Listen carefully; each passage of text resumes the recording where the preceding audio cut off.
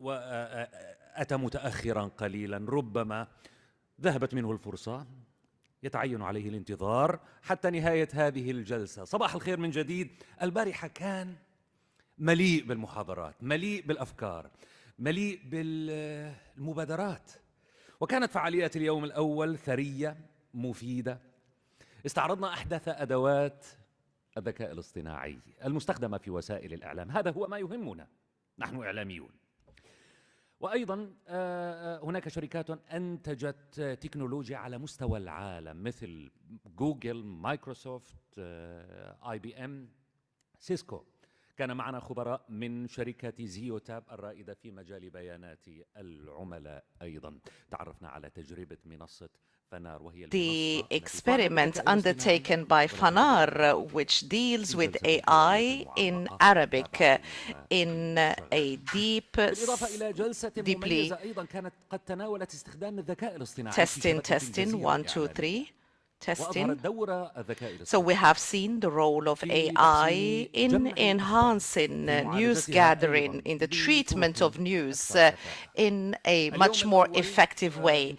Day one ended with a number of interactive sessions, workshops by Google Ziotab and Thomson, where they concentrated on Google Cloud tools in the making of content, and also they tackled a number of mechanisms as to how videos are produced through the use of AI tools. We're going to have a number of theoretical and practical sessions where we're going to talk about new dimensions whereby AI is used.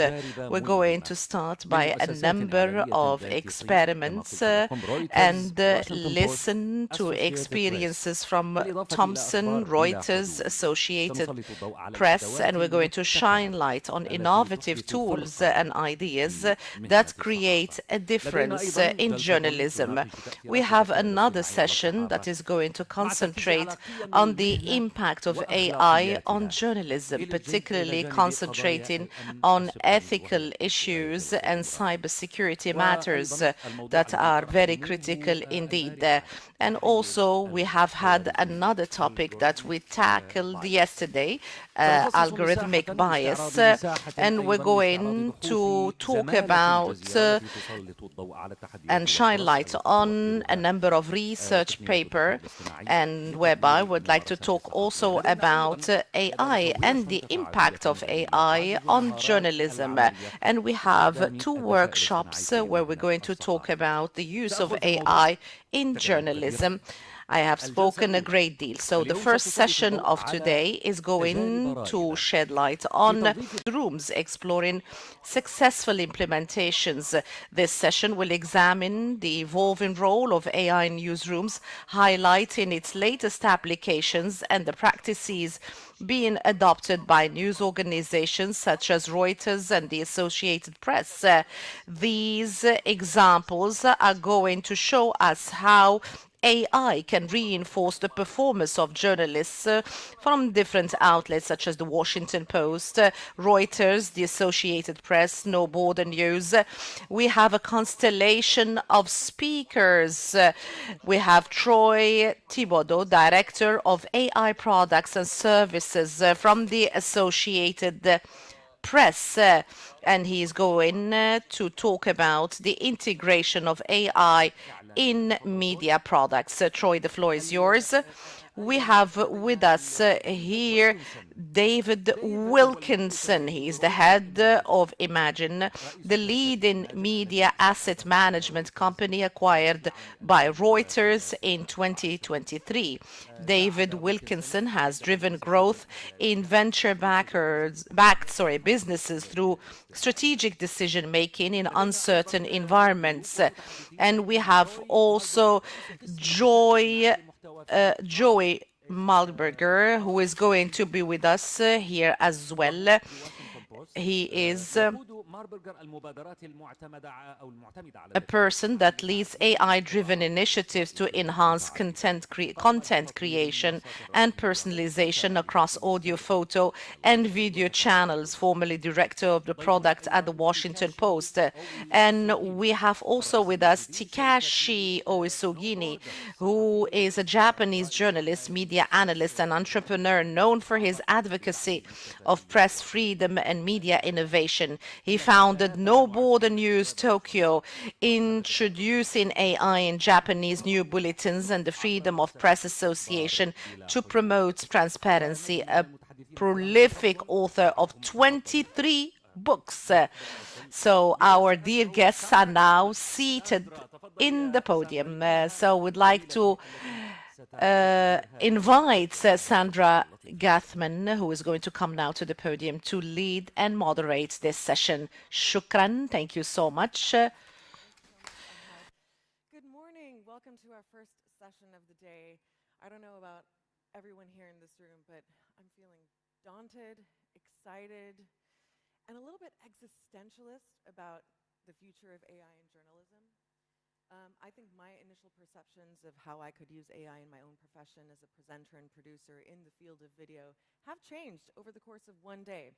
So I would love to know, and I'm going to take the pulse of the room a little bit, whether after this discussion, which is all about being optimistic about AI in the newsroom, is going to shift your attitudes too. So let's just get a sense of where our attitudes are at. Thinking about AI in media, but in a purely journalistic sense, AI in the newsroom. On a spectrum of terrified, nervous, apprehensive, anxious, to very excited, very positive, very optimistic, on this sliding spectrum, show of hands, who is over here? Terrified, nervous? Can we see a show of hands? Few people. Okay. All right, this is the other end. Who's somewhere in the middle? Okay. Who's extremely excited and you want to Google GPT, what's out there? Fantastic. All right, that's great. That's a great starting point. Look, as a journalist, we're paid to ask the hard questions. But this session, I think we're going to narrowly focus on what's out there already, what we can use as journalists, and what's coming in the pipeline.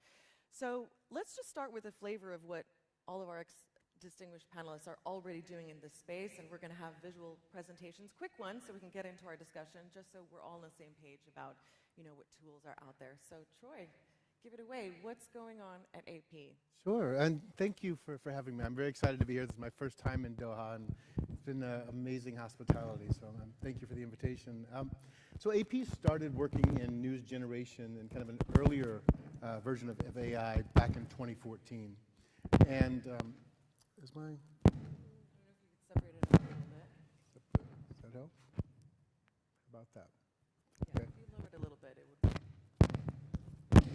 Sorry, apologies. We can hear you, don't worry. Okay, so we, as one of the presenters yesterday mentioned, we were generating stories about company earnings reports back in 2014. We were able to take kind of structured data and produce stories from it with natural language generation, which is not generative AI, it's an earlier kind of form. And then we took that and went on to do other kinds of news generation. We did sports game stories, and we did some stories from polling data around the 2016 election. And then from there in 2021, we received a Knight grant to really help local newsrooms use AI to serve some of their needs. And so we developed 5 projects with local newsrooms doing things like monitoring local meetings, public meetings, translating weather reports into Spanish that were in English. And also one of the things that I think would be dear to most journalists' hearts, filtering press releases for things that we're likely to cover and extracting details from that. So we did those 5 projects, and during that time, 2021 to 2023 is really when sort of ChatGPT and large language models and generative AI kind of came into the mainstream. And so some of those projects were using machine learning and older kind of techniques. Some of them were using natural language generation. Others were using generative AI, the kind of latest things we're seeing with ChatGPT. And so we were in a pretty good position when in 2023, we really started embracing AI tools inside AP. And we started with what made a lot of sense at the time, looking for efficiencies. So we started mostly looking at news production and doing things like translation and headlines suggestions and SEO and inline link recommendations. And the important thing was we developed these use cases based on needs from our own newsroom. So reporters were coming to us and saying, you know, here are our pain points. Here are the things that are taking up our time that don't feel like journalism to us. Can AI help us with that? And so we worked very closely with them in designing it and testing it and rolling it out. And then as we did roll it out, they did what journalists do. They started asking questions, and they were very good questions. They were asking us, you know, how does this work? What are the risks? But they were also asking, what else can this do? And so they started thinking about what are the news gathering use cases? What are the things that can help me do better journalism? So kind of upstream of the news production things we'd focused on, what kinds of tasks could we help them with and help them do stories that they couldn't have done otherwise? And so there are three that I just wanted to touch on very, very briefly. You want to bring up your presentation? Sure, I can bring up the first slide. Bring up Troy's presentation so we get some visual examples. That's all really exciting as well to hear because, you know, often the fear is, are we going to lose our jobs as local journalists when actually this is going to help local journalists do better work? Yeah, that is our hope, and that's what we've seen. And I will say that any time that I've seen an organization start with the intention of staff reduction using AP and using AI, it hasn't turned out well. Using it as staff augmentation, you know, works a lot better. So the first group that sort of came to us was our politics team, and they have to monitor political podcasts from across the political spectrum. And as any of you know who've listened to podcasts, these things tend to go on for quite some time. They were spending hours every week just making sure that they hadn't missed anything, because quite often there was no news in these things. But every once in a while there was news and something that would enter the mainstream discourse, and they had to be aware of it. So they came to us and said, can you help us monitor these podcasts? And building on some of the work that we had done with monitoring the public meetings, a colleague of mine set up a system that could detect when a new podcast had dropped, do a transcription of it, do a summary paragraph, pull out kind of key themes of it, and then also let the journalist decide what kinds of keywords they wanted to track. So if something they're interested in was appearing in these things, they would get notified. And so they get an email, so rather than having to tune into every podcast, they get an email with this summary and a link back to the transcript. They can verify everything that's in there, importantly. They can go back and listen to the podcast and scrub through it, but they get this quick update of what the pulse of these podcasts look like, and they feel like they're not missing out, and yet they're saving hundreds of hours over the course of a year. So that was the first one that we did. And then the second one was similar in that we were approached by the education team. And similarly, they wanted to be aware of conversations that were happening in local school board meetings across the country. Thousands of different school boards, but the conversations that are happening in those meetings sometimes bubble up and become part of the national discourse as well. And so we did something similar where we're able to create a searchable database from all the transcripts of many of these meetings across the country, and now we're starting to work toward topic detection.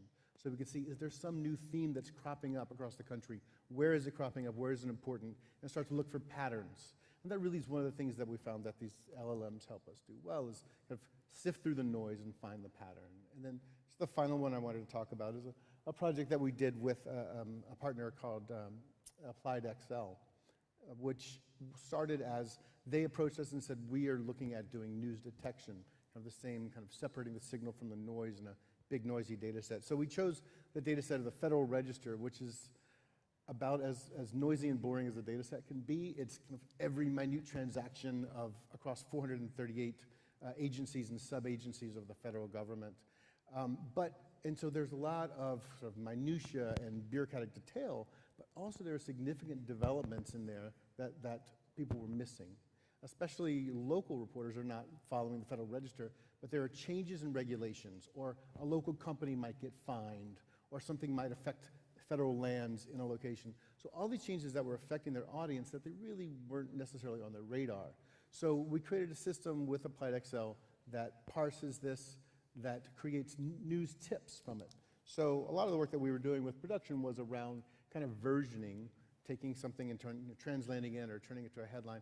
This is a similar kind of versioning, taking some kind of bureaucratic detail and turning it into a newsy kind of tip. So it's got a newsy headline, it tells some context, why it's important to this audience, often with contact information, So it's meant for a reporter to follow up and write the story. We also included an agent, an AI agent in that chain that does fact checking. So it looks at the original source, looks at the produced tip, and sees if there are any hallucinations or inaccuracies in that. And we found it's been very helpful. People feel like they can be aware of this whole world that they weren't monitoring, and it is important to their audience, and they're getting local stories from it as well. So those are just kind of some of the news gathering tips, and we think that across the whole value chain of news, from news gathering, news production, news distribution, presentation, AI has incredible potential, and so I think we're just sort of skimming the surface there, but we're very excited about it. And have journalists at AP already been able to generate stories based on this tool? Some. I mean, mostly AP. We're thinking that with the new administration, we're looking at thematic feeds. So right now it's focused on local feeds. So we're doing 50 state feeds. We rolled out 7 feeds for 7 states. Now we're going across all 50 states. I mean, really it is focused on what's important to this state, this locale. AP reporters are more interested in kind of the national story. And so we're developing thematic feeds, agency-specific feeds, so if you're covering an agency, you're aware of it. So we have found some things. Our data team has already done a story from these feeds, but really this was focused on our members and customers, not so much internally to AP. The next development, we'll see how we can use it for these national stories as well. I can see the future of this. Every journalism professor says the stories are out there, you just have to know how to look for them, and tools like this are going to help journalists find the stories more easily and shed light on really important patterns that people aren't really seeing, so that's really exciting. On the media production side, David, I'm going to bring you in. You've got a lot of exciting stuff happening at Reuters. Tell us about it. Yeah, I think very similar to AP, it'll be no surprise to you that we separated into the news gathering component and the news production. And the area where Reuters has got the advantage of 160 years is that we've been constantly looking at new technologies. So started off with a carrier pigeon, moving on to telegrams and then the internet, and we've always been looking at these things. And when you think about it from the news gathering perspective, trust is one of those things that is very hard to win, but very easily lost. And so from that news gathering, we've been very cautious with the use of AI. On the news production side, there's been lots of opportunities to bring tools to be more efficient. And I think one of the concerns that people have generally is about the job loss. And people see the industry and they think news is changing. This is just another way to get rid of people doing jobs in newsrooms. I think the way that we think about it is that actually it's a way to allow journalists to be more efficient, to do more of what they add value in. And so when we think about how we can use AI, it's so we can put more investment and time and people on the news gathering component to it. So we see that the news production is really facilitation, and we come back to ways in which we can bring those tools to where journalists are. And what we found is that when we have tools that people want to experiment with that are away from their daily job, they don't use them. So when you have a playground, we find that around about 25 to 30% of people use those tools on a weekly basis. Could you elaborate on what a playground is for those of us who don't know? Yeah, sure. So a playground is one where you can go into a safe environment, you can try using ChatGPT prompts, or you can use Gemini or Llama, you can use lots of different things, and you can upload documents and see what you can do with those documents. You can have conversations with the AI and sort of see the kinds of things that are available to you without it actually being your day-to-day job. So it's just a way of experimenting. But people are interested, but it doesn't get embedded, and so you find the uptake is relatively low. What you do find, though, is that where you bring tools to where people are doing their daily jobs, 90 to 95% of people use those tools because they're helpful. And when we think about that, the genuine fear that people have about their own futures, that's where they think AI and think, oh, I'm not going to go to that. So there's a huge cultural component, I think. Whereas when you give them something and say, hey, this is helpful, this is something that can really make you do that work that you don't really enjoy, that just sort of distracts you from actually your day-to-day job, they love it, and they pick it up.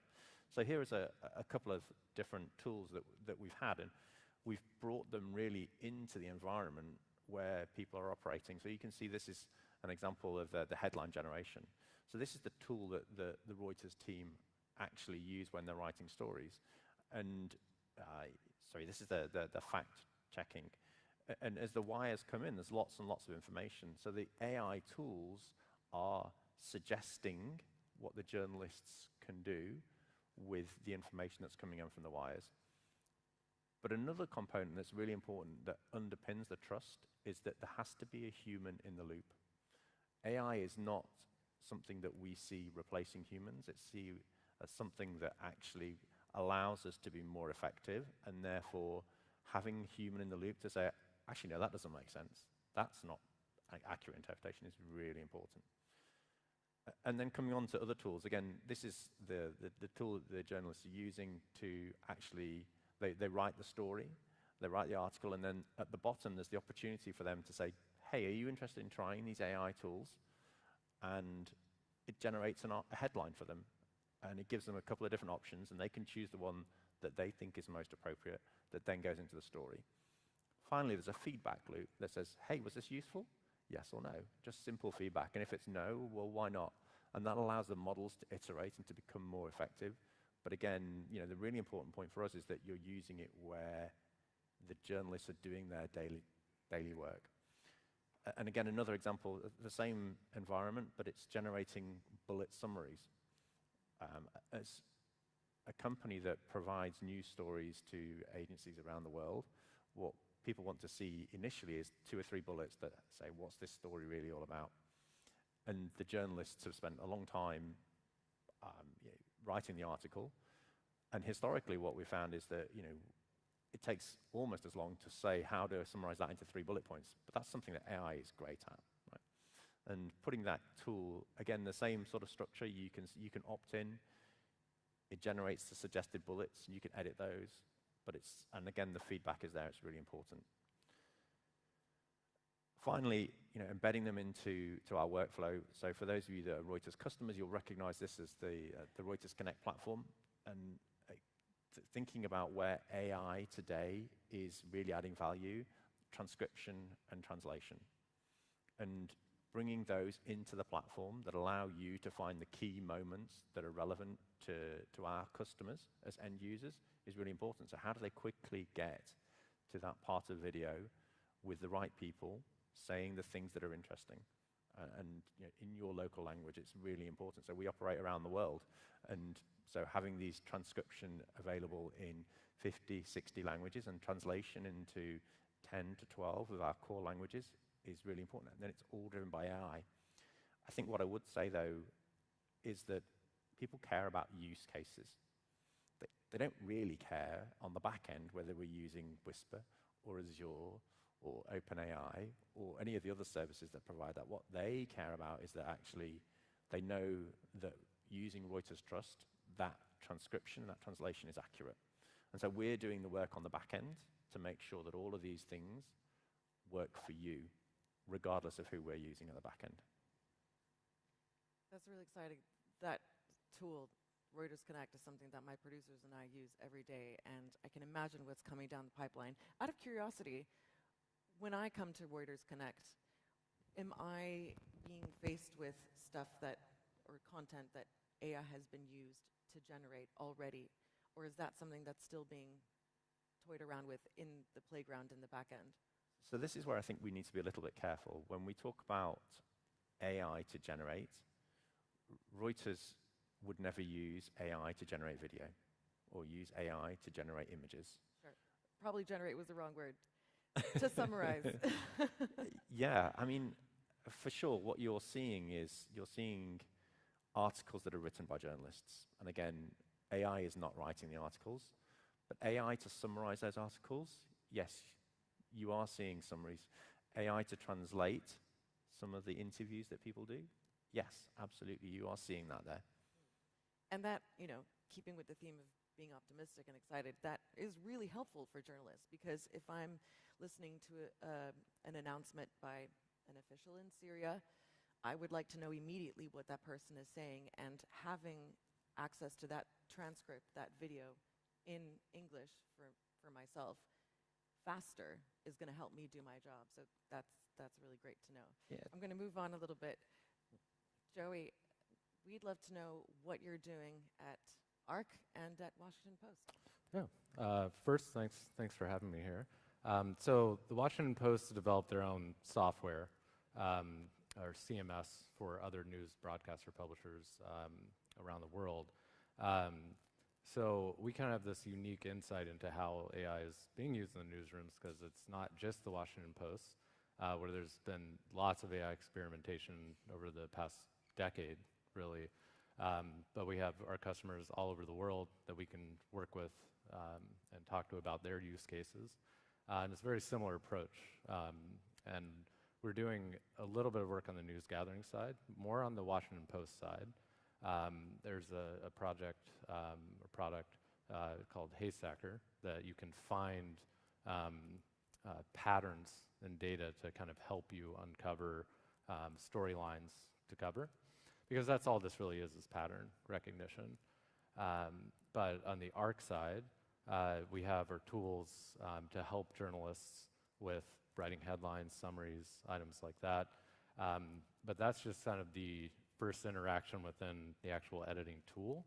How we've really empowered journalists and our customers to be kind of comfortable with AI is that they have a lot of control over it.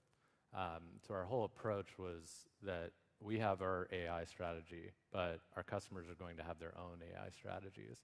So we have a kind of settings admin control panel in many ways, where you can pick which model you want to use. We have all the OpenAI models, all the AWS Bedrock models, more to come.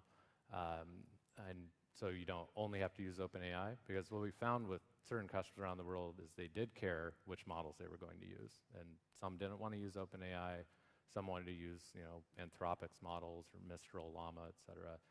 But the more powerful side is they can customize their own prompts. Because we have a lot of prompts out of the box that you can start from, such as like generating headlines and translation, items like that. But it may not generate a headline in kind of the tone of that customer, which is very important. And it's language agnostic. So a very common hallucination is, even if, say, you were writing a prompt in Arabic and the story is in Arabic, it could respond in English, because a lot of models are biased to English. This has gotten vastly better in the past few months, but early on, that was tough to do. And you can't give tools to a journalist that help them write a headline and it does something like that. Like, it responds, because it's the trust analogy. It's like, well, this is terrible. And there's so much power underneath that. So really had to kind of warm journalists up, newsrooms, our customers, to AI. And what we started with was this ethical mission. So I'm a former journalist. I've been a reporter, been an editor, but I have a computer science background. And so as my team was starting to get into this, rather than just like build things, we're like, let's establish a framework first. So we start every kind of talk with this, is that anything we're going to do is going to be done in an ethical way.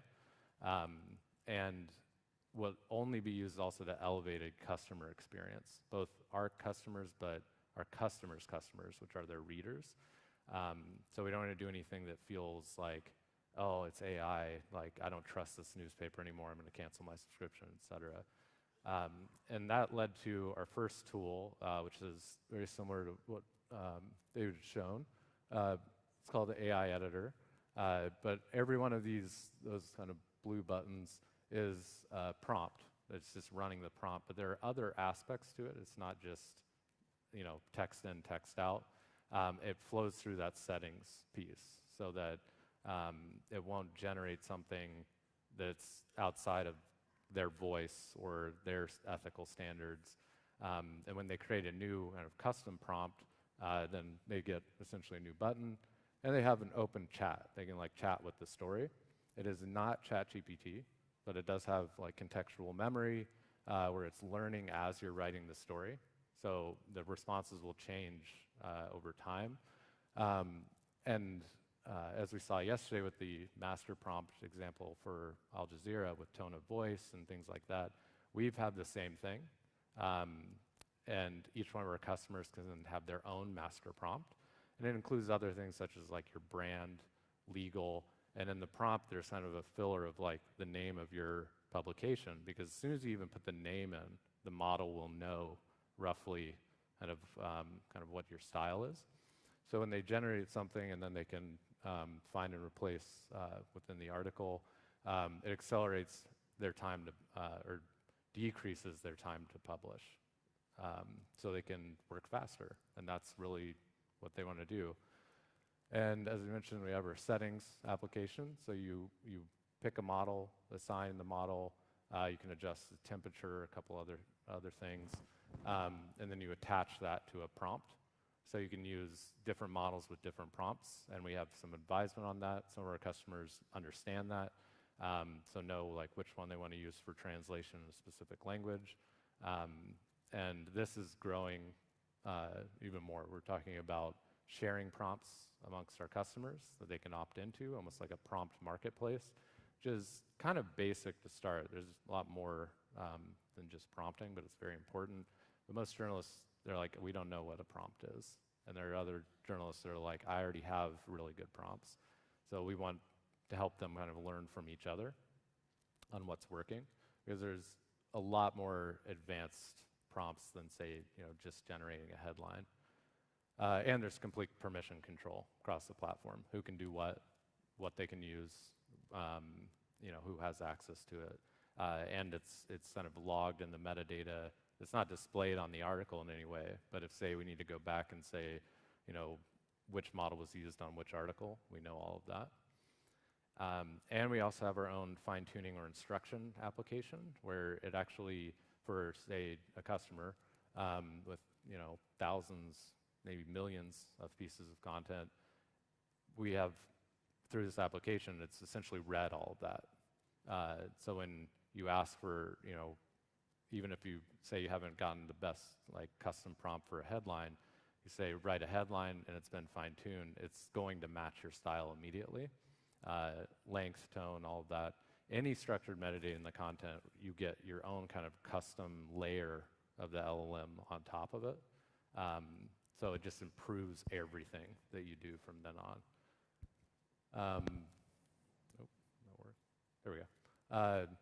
And what we are about to release is our vector recommendation engine. So vector database essentially is just very, very, very good search, where it knows if this story is very similar to this story or video or photo or anything, and kind of what the distance of the relationship is. So if you're writing a story, you can say, give me some related links, and it will stack rank them. Light filtering by date, so you're not getting a story maybe from 3 years ago, unless you want it. Same for video and photo. So it speeds up making your story more engaging and deepening engagement with your audience, because journalists are like, I'm going to write this story, and not every newsroom has like then another editor or producer or someone to come back and do things like that. And it can also advise on, say, if you're going to insert a video in a story, if it's very much related to the story, maybe more top of the article. If it's more supplementary, lower in the article, and even a portion of the video, which would take maybe hours to actually hunt down. If you're in a large organization, you don't necessarily know everything that's flowing through. And we see this as like a huge focus for us this year. Is the recommendation piece is the start. But what you've really done is created a knowledge graph of all of your content, which then unlocks other opportunities, such as what is our content strategy? What's our business intelligence behind our content? How is it related? What are new coverage areas we could explore? What are gaps at? And you can literally kind of see it, like the scatter plot of like there's concentration here and over here. Then when you layer on analytics, subscriber data, you can start to see how you could make more revenue and be more successful. And the last thing, reflect the Washington Post. Everything I showed before this is kind of behind Ask the Post. It's a RAG. It's a real-time augmented generation, meaning you're asking a question and then it does a vector search and uses the LLM to summarize all the content relevant to your question and then gives you links to articles that kind of support that. And this is very hard to build in this interface because if say you ask like, who's the president of what country and when, you know, there's all these aspects around that get to a little bit more data science-y things. But it's not just straight search, even though you can do it that way. So we start with like, here's some suggestions of how you can use it and get readers used to it, because the feedback is kind of 50-50 of like, some readers are like, no, I don't like this. It's like this room, really very excited or fearful about it. Others readers are like, this is amazing. This saves me so much time. But underneath it is vectors and fine tuning and the LLM to actually like interact. So we're very bullish on this and excited about it. And we think that the fear is shifting. Now journalists or customers are going from, I'm so scared of this, don't even show this again, to, again, what else can it do? And the interface you showed us before, the Ask the Post feature, is that something that WashPo journalists can access right now, sitting behind their desks? Yes, and anyone visits WashingtonPost.com or within the app can access it from a reader perspective. But there's a kind of internal version, which is more the haystacker aspect of like, how do I find, what's the next story?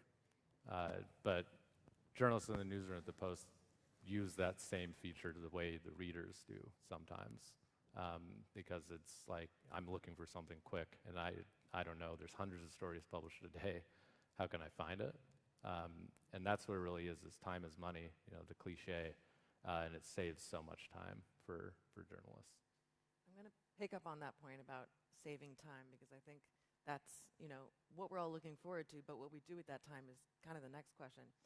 But we're going to move on to Uesugi-san's presentation. My Japanese is not great, so we're going to have some interpretation by the lovely Mei, a human translator who's sitting up there somewhere, who's going to help us understand Takashi's presentation. Really exciting stuff we're about to see from No Border News. Quite a refreshing take. I was skeptical at first. I think a lot of people in the West are always skeptical about AI-generated avatars because presenters in this room and in TV have egos and they feel like they're going to be replaced. But I'm excited. So take it away, Takashi-san. Dozo.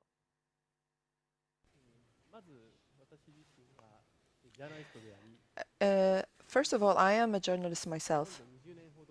I've been a journalist for 20 years and a TV anchor.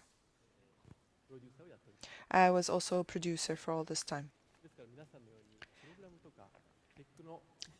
This is to tell you that I'm not a tech person and I'm not an information tech or IT person, but I'm a journalist like you here.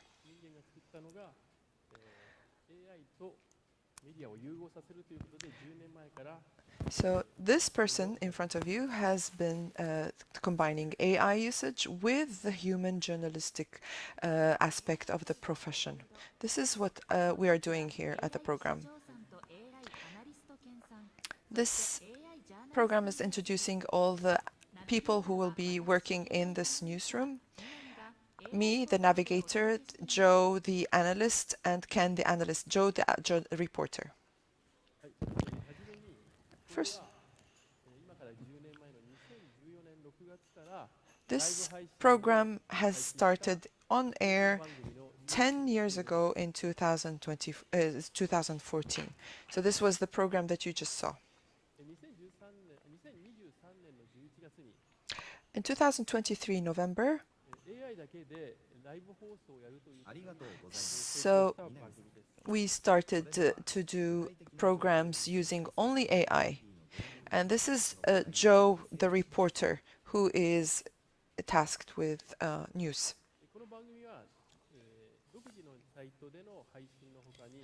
We are streaming this news program on our own website as well as YouTube and the defunct Ustream and Nico Nico platform.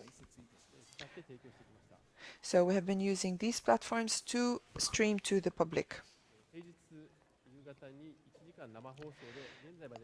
Every day at 6 p.m. Every day we have been on air, and now we have 2,500 live broadcasts to date. This is considered to be the longest and the most running prolific live show in Japan.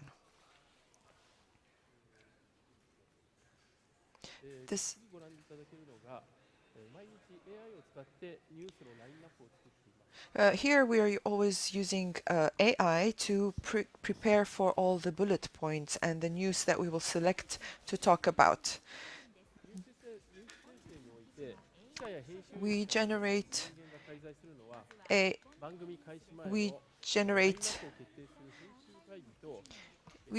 news through choosing AI. AI is helping us to choose these programs. However, human support comes in when we select the news, and we are also we choose all the editors choose the program and the most important content.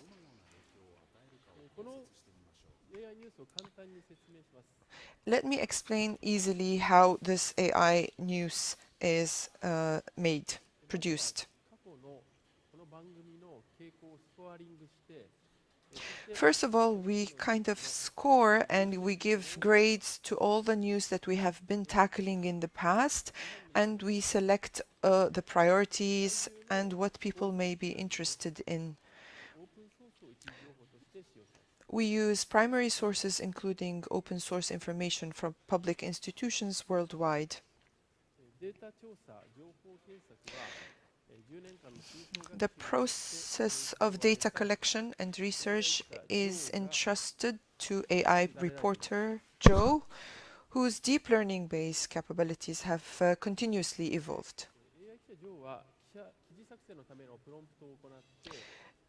Joe generates prompts. He prompts the news and quickly drafts about 100 articles every time. And this is where the human being gets involved and steps in. The news presenter and anchor of that day and the senior editor of that day refine that list of 100 articles and gives it back to the AI reporter Joe.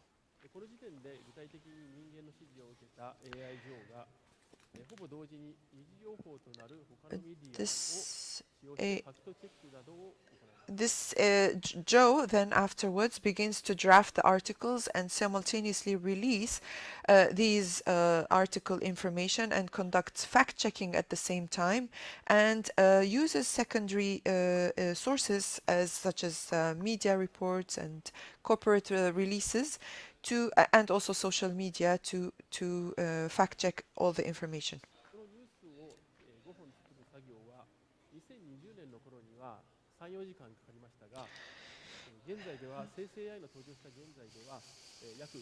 The fact-checking process used to take us a lot of time, at least 3 to 4 hours before 2020, but using AI has made this happen in only 5 minutes.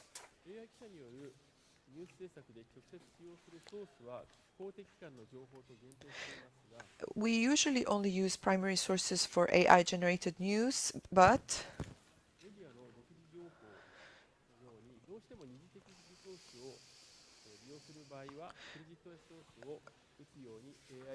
when we need to use exclusive reports from other media outlets, we also use we mention them in the credits and use them as secondary sources in our news. Yes. Get the next slide, please. Let me talk about AI, Ken.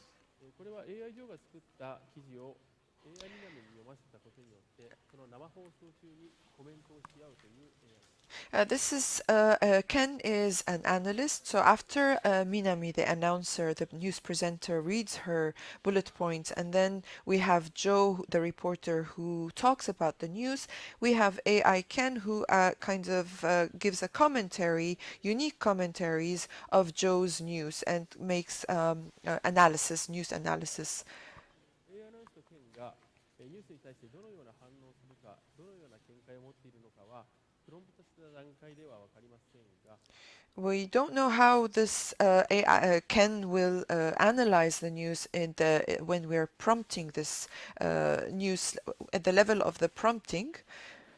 そのために AI アナウンスの件については2023年当時は危険な発言や報道にそぐわないコメントをするんではないかと不安でしたが、実際のところは極めて妥当な発言を続けています。In the beginning, we were worried that Ken will not be giving decent analysis, or, for example, he might be using wrong interpretations or controversial comments. But however, by using Ken, in AI Ken, we realized that he was doing very well in this analysis. 今流れている放送回はメディアが AI をどこまで依存すべきかというテーマでしたが、AI アナウンスの件の発言は極めて慎重で AI そのものに否定的な発言すら残しています。So, for example, here in this broadcast that you're seeing in front of you, the topic of this broadcast was how much should we rely in journalism on AI? However, Ken in this episode was he gave a very cautious and a good commentary where he analyzed that besides this we have to be cautious about using AI in journalism. Can we please make yes. Let me talk about AI, the news presenter. 9年前の2016年に初代の AI アナウンサーを作りました。 We have created the first AI presenter in 2016, and this was about 9 years ago. この時は交通情報や天気予報などのシンプルなニュース原稿を読む程度の AI でしたが、 At this time, we were only using this AI to read traffic reports and weather forecasts. 当時は中国の新華社通信の作った AI の方が優れていました。 At the time, China's Xianhu News Agency produced a much more superior AI anchor and presenter than what we had with Minami's capabilities at the time. 現在の AI アナウンサーは日本語のその困難さから長期にわたるディープラーニングをもってかなりのレベルまで達しています。 Japanese language is very complicated. However, through deep learning, this announcer, this presenter, has developed very fast and is now in a very, very sophisticated, superior development and capabilities. 転換期は2022年の11月のチャット GPT3.5 の登場で In 2022, in November, when ChatGPT 3.5 was first released, was our big milestone in our news program.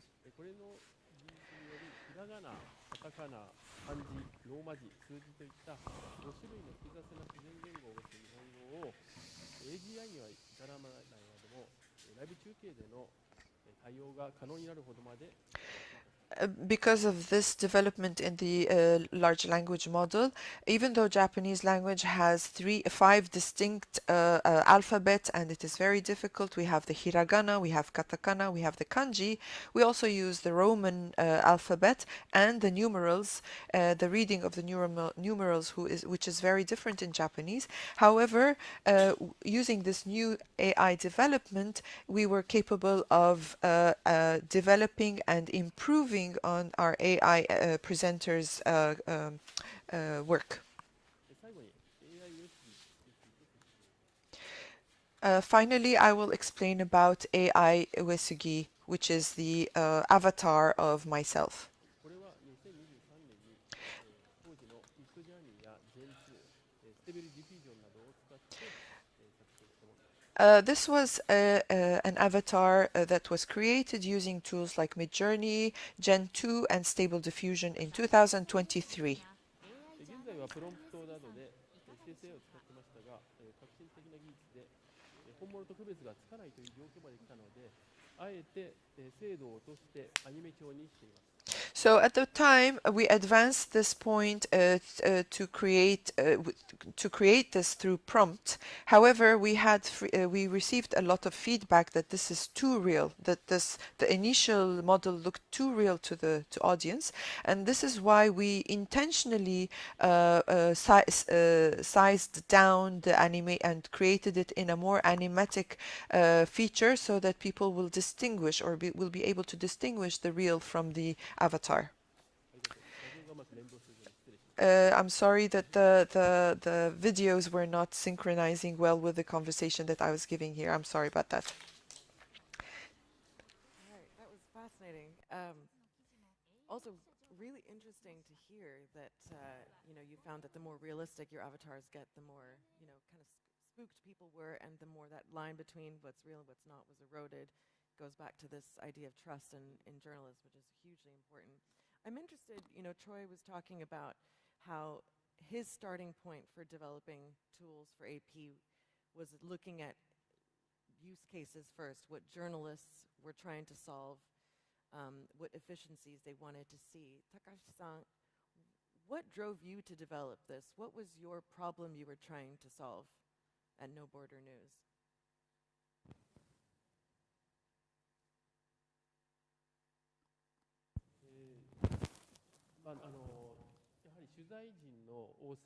The first issue was that there are many reporters and there are many media outlets, and myself as a small media institute, I had to compete with this large competition and number of reporters. This has only become possible with AI-generated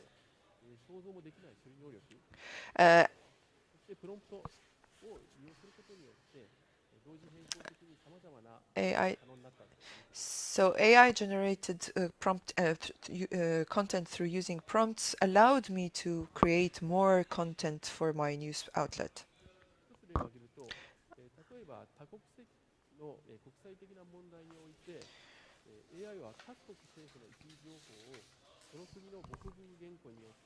So, for example, every country has its news sources.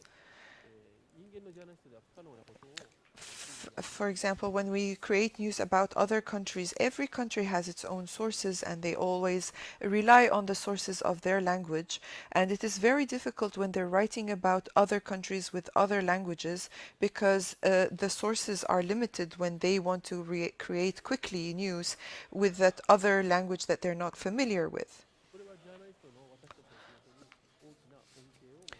However, using AI allowed us to reach all languages very quickly, and this was very helpful for us as journalists to create our content.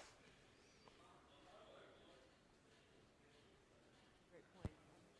Even while we were all having breakfast earlier, Takashi-san whipped out a little device and he was live translating our conversations, and it was so useful. I think, crossing borders, delivering international news to global audiences, that's the business we're all in, including myself at Al Jazeera. And I think the prospects of using AI for translation and reaching bigger audiences is really exciting as well. I would love to draw your attention to this QR code, that's on the screen. You can scan it with your phone and then type in questions. I'm sure you have plenty of questions for all our panelists, and Takashi-san as well. I feel like we could do an entire session on AI-generated content and avatars and news. But please type your questions in, and we're going to select a few to put to our panelists a little later on. I want to get back to this core question of how AI is improving journalism, how AI is making us better journalists. Because, down the line, we could find ourselves with more time. That's the goal, right? To be more efficient. But we have, many of our organizations don't have this problem quite as acutely, but a funding problem with journalism, right? How does it pay? So are we seeing evidence already, do you think, or do you foresee that space to do better journalism? And what does that look like to you? Does anyone want to jump in? I'll leave it open. I think we're definitely seeing that where you can save costs in one area of the business, that allows you to invest in the other areas of the business. And for us, the investment is in the news gathering. Like fundamentally, how you get that news to your audiences is an overhead, right? And if you can bring down that overhead so you can bring more and more timely news, that's where we want to invest. And so the investments that we're making at the moment in AI are to allow us to put more journalists on the front line. And you're seeing that at Reuters now? That's Yeah, 100%. Those are decisions being made. Yeah, 100%. So one of the things that's interesting and helpful for us is that being part of the broader Thomson Reuters organization, organizationally, we're investing $200 million a year in AI. And that allows Reuters as a news gathering organization, when we add people, and we are adding people, we're adding them in the news gathering side. The production is becoming more efficient. We're not seeing the need for more people there, and we're seeing costs come down. So we are able to add more journalists, which means that our news is broader, more quick to get to the people as a result of the AI tools that are there. And there's a lot more original content out there. Yeah, for sure. And what it allows us to do, you know, one of the amusing things to me when I first joined Reuters, having the company being acquired in 2023, is that Reuters operates the largest private drone fleet in the world. And it's about news gathering, different sorts of news, and bringing that sort of content to people. Our ability to create infographics, to create 4D animations, to create drone footage, and to link that to historical content to make the news that we're able to provide to our customers richer and speedier as well. Super important. You want to jump in? Yeah, I agree. And I think also we think about what are the tasks that we're using AI to automate.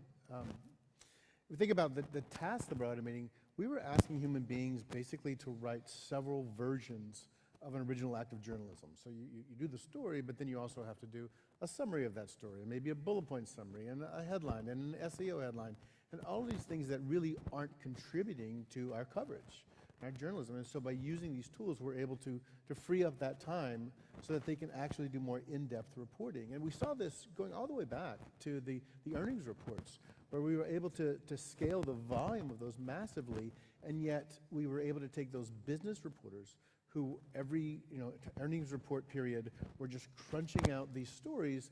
Now they could take a step back, look for the interesting stories, do the more in-depth journalism. Because we had the volume covered, they were able really to specialize in what only a human can do.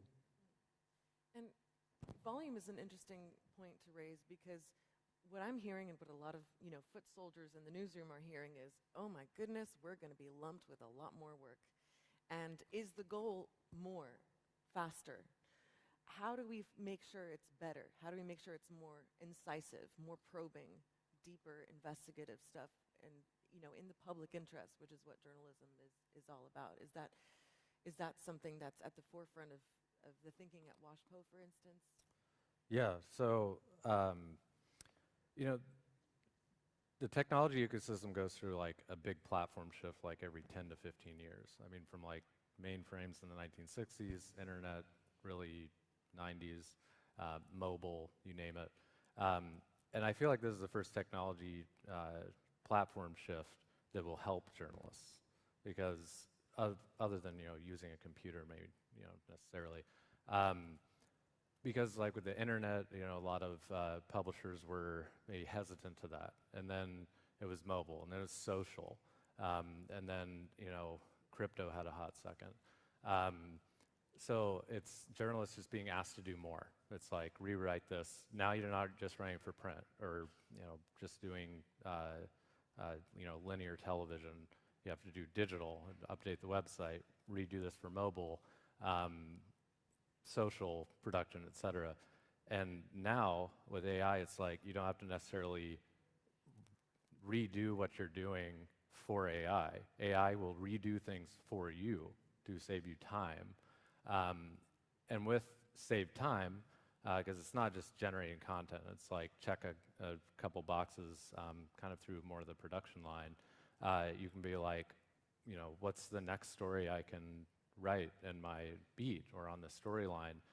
And one tool that we're very excited about, I can't show yet, but we've done a lot of research and testing with is more of a true research agent, where you can actually, over time, you could dump notes into it for a story, upload audio transcription, tell websites to monitor, et cetera, and basically chat with like a long-term investigative story and try to find things that maybe you wouldn't realize and do it very quick, because a big investigative story could take years, but with AI that could be shortened to days, and that's beneficial not only to the journalists, but then the readers and society as a whole.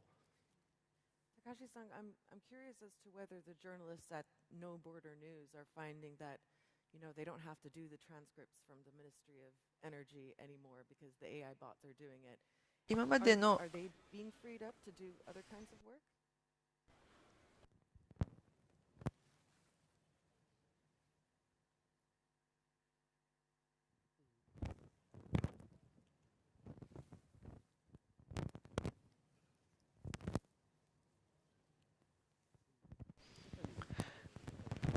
As everyone in this panel has mentioned, our work in straight news and wire news, we were liberated from all this tedious kind of work. So now we are able to use our time in investigation and in more on the ground, in the field investigation and reporting. So this AI, generative AI, has played a very big role in our work. In the other hand, there is a question about, do we really need to remove all human aspects? Here, I am critical and skeptical. I feel that we do need human touch and check to edit all the content and check all the content. And this is something that I was enforcing on my team. And this is something we were also mentioning as journalists. There is nothing perfect about AI usage. We cannot think that we will not make mistakes in using AI or even our own reporting. So we will have to always be very conscious of our weaknesses when we're reporting and writing. And this is why we are always dedicating a part of our website for corrections and op-eds, so that we will also correct our own information when we realize that we made mistakes. To add another thing, when we used to collect information from foreign ministry and other ministries, we do actually, even though we do use AI,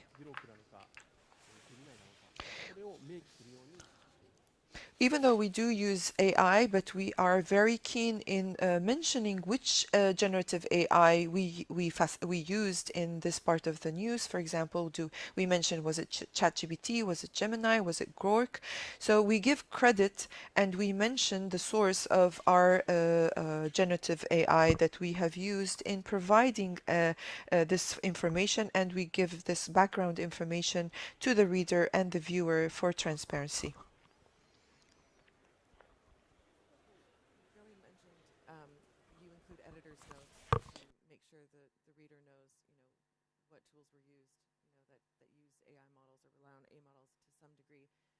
Curious, on AP platforms at Reuters, is there a subscript somewhere that does flag that up to the end user?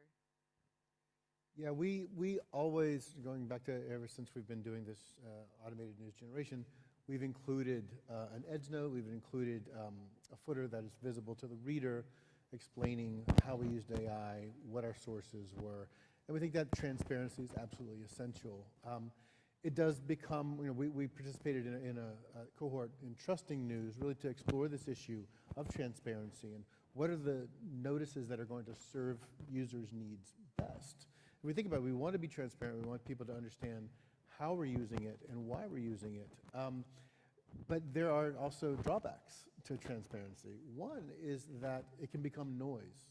So every time we use AI to suggest a headline, should we be labeling that? These are questions that we're struggling with now, but we want to make sure that we're providing transparency in a way that's meaningful to the end user, and that also helps to build that trust.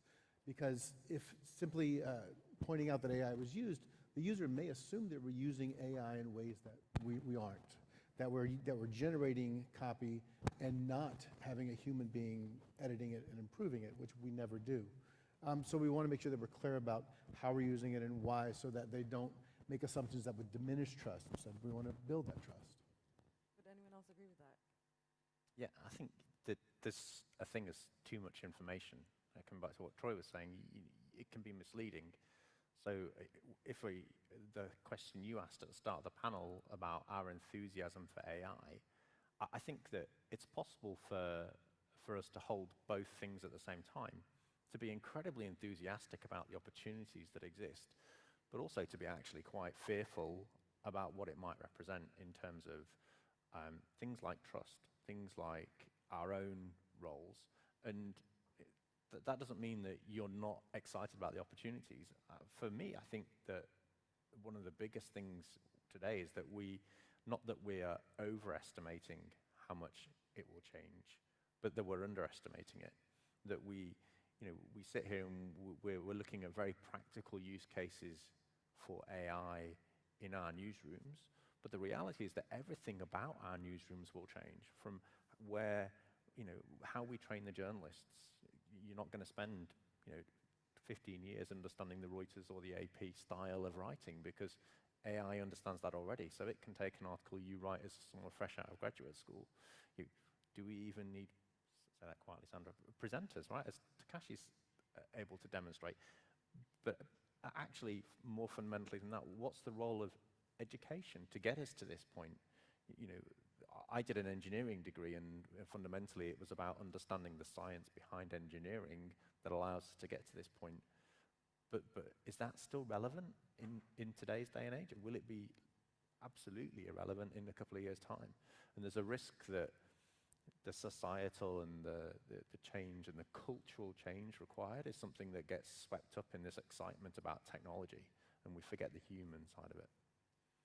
This is exactly the kind of topic that blows my mind, because I can foresee so much of the change. And the change is what's scary, right?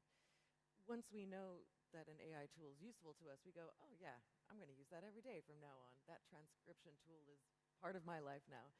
But it's that shift. It's, what does my career look like? What does the newsroom look like? How do we restructure it? What are your thoughts on what newsrooms, how they're going to evolve? What are they going to look like kind of down the line? In ways that we can't imagine. We just don't know. So, there's an expression that came up in one of my conversations is AI natives. So that our kids are AI natives in a way that we just aren't. Their first response is, what does GPT say? Why would I bother going and researching it? And it fundamentally changes all of these things. And for us to sit here and try and imagine what a newsroom is going to look like in 10, 15 years' time, we'll get it wrong. We'll just be so far off, because the people that will really drive that change and will be coming through as AI natives, and we just can't get our heads around it. Well, certainly I can't. Maybe there are more intelligent people than me. Anyone else have any thoughts on how newsrooms are going to shift? I agree with that. We don't really know, but if you go back in history, it's like maybe the 60s, 70s in a newsroom, you're like, what do you think the newsroom of the future is going to be? They probably wouldn't have gotten many things right that are current today. I think immediately though, you'll see some changes almost with the kind of mobile social uptick of you'll see more specialized jobs. So journalists who are know AI really well. They're either a really good prompt engineer or almost have aspects of that you would see in a data scientist, which, you know, there are positions like that really already. That's, I think, now. But 5 years from now, who knows? But I think we probably won't even be thinking about AI. It will just be natural. It'll be like electricity. I mean, as someone who's excited about getting, you know, my hands on AI tools right now, I feel like I need to call my team and say, we need to be thinking about this tomorrow. Not to replace anyone, but so that my video editor can make faster rough cuts, and so my producers can do faster interviews. What is missing? How do we get from being excited to, you know, actually implementing these tools? How far are we from doing that? And what needs to happen? Do we need to take a really aggressive, proactive approach in investing in these tools, in developing them in-house? I would say it's okay to be, you know, cautious and fearful. That's good, because you could make mistakes by just following the excitement. What you can really do now is it's a good time to experiment and try things and learn from it, because you don't know how it's going to capture you. You may be like, I don't really see the value in this. I don't like it. You know, I'd say if you poll everyone about ChatGPT, almost everyone has used it, but who's using it 20 times a day, like every few minutes? Like, that's still small, I think. Well, especially in the journalistic world. But reading about it, learning about it is kind of a way to get inspired. And that's really what we're moving towards, is you're gonna have more time to be inspired and be creative. So instead of just on to the next story, you can say, I have time to think really more. And once you see that moment, it's like everyone will have that aha moment. Although one of the things I fear is that a lot of us are going to have to do a lot more fact-checking, which is highly boring. Yeah. And takes time, right? And very tough. And and be really rigorous about it, absolutely. Takashi-san, I was wondering, where do you see the future of what you're experimenting with? Do you foresee some of, you know, your AI models making actual phone calls, for instance, and cutting out something that we thought, you know, for a long time, or we currently think is a very human interaction?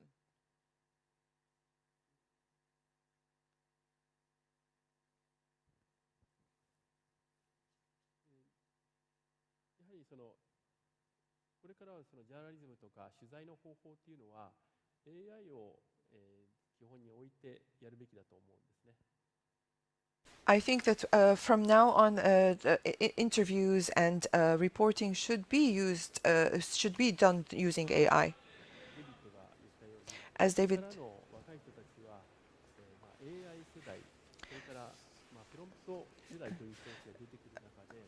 As David mentioned earlier, we will be seeing an AI generation, an AI native generation, a generation that will be mastering prompt engineering.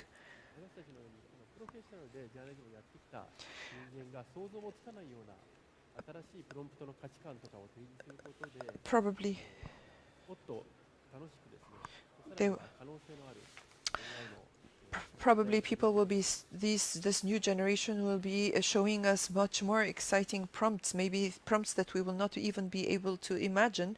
They will be able to reimagine how to prompt AI and how to use and utilize AI in the future. This new generation will be able to do that. And new reporters, it's exciting for these new reporters to enter this diverse news field. And I think they will be shifting the values of how we use AI, and so we must be looking at their possibilities objectively.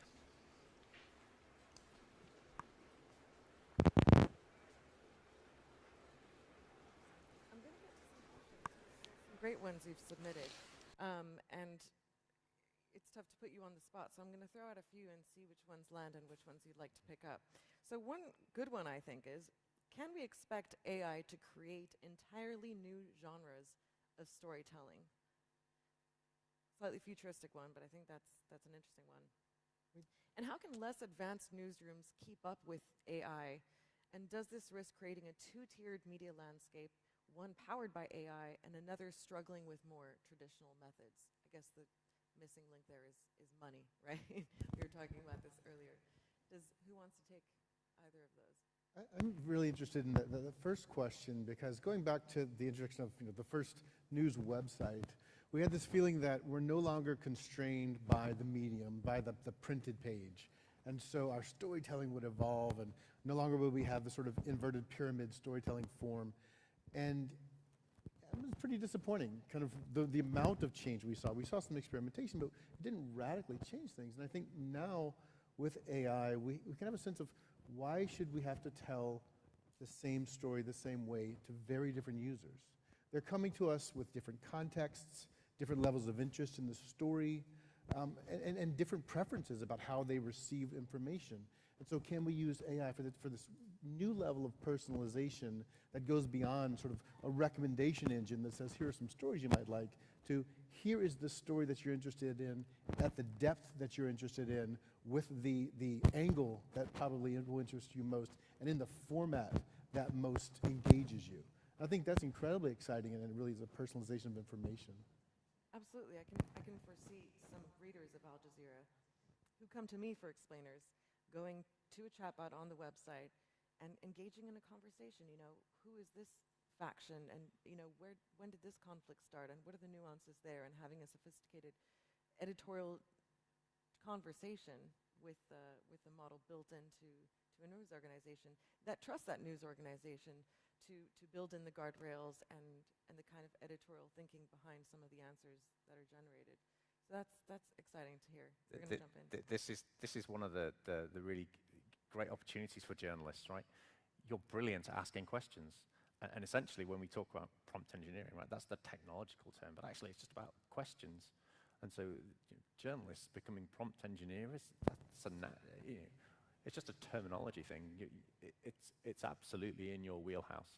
And AI is so nascent today that there's an opportunity for all of us just to lead the way. Right? We're sitting up here, right?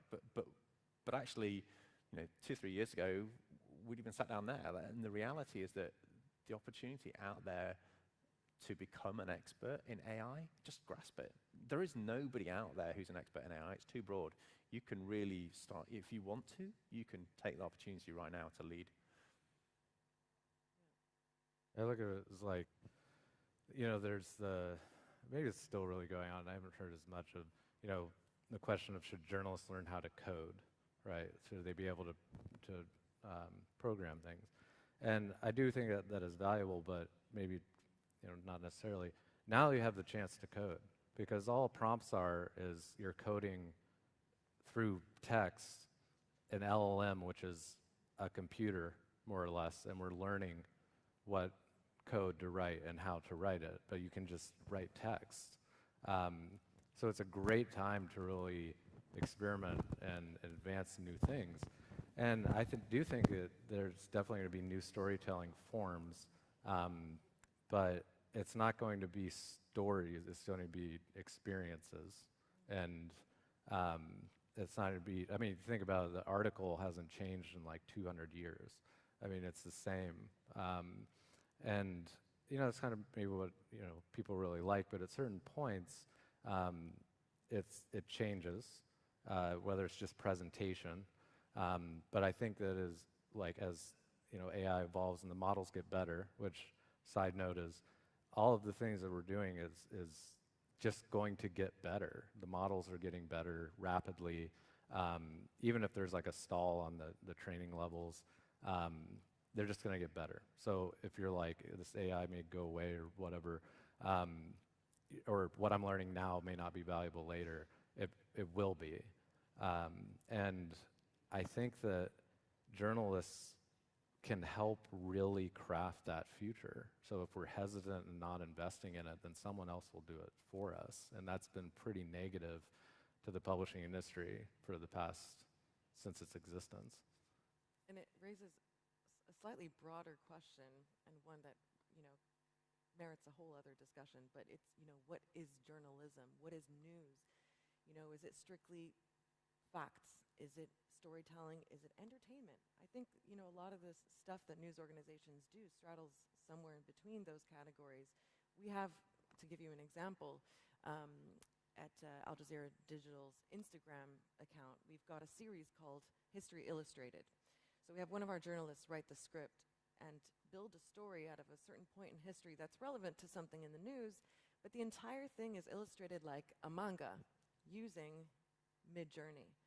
So our really talented creative director, Yusuf, he will prompt Midjourney to create these manga-style, what's the word, comic strip style images that aren't factual, that they aren't, you know, documented images of the person in question.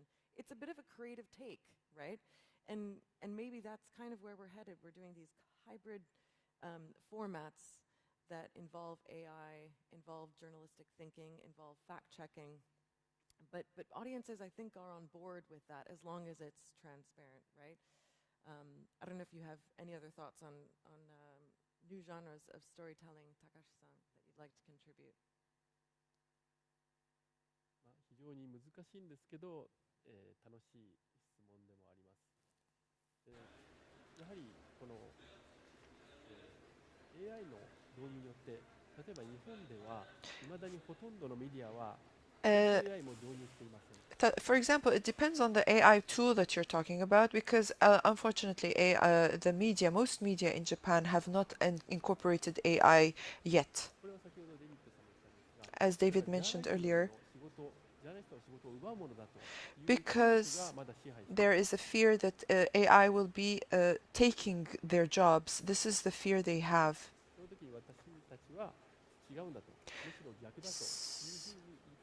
So this is where we emphasize that this is not the case, that we are saying that no, this is AI will not take a journalist's job.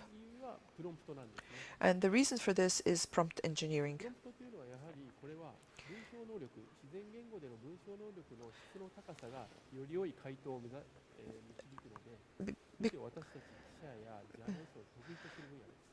Because we as journalists are very good at writing, and prompt engineering requires good skills in writing, and so this is where we actually excel.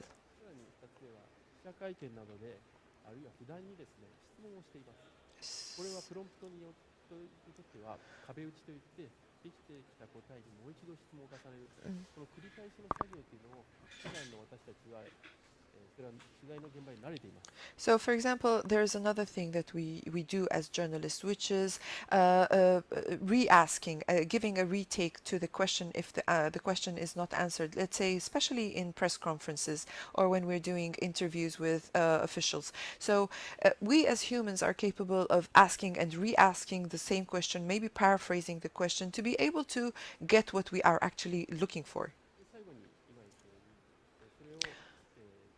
And finally,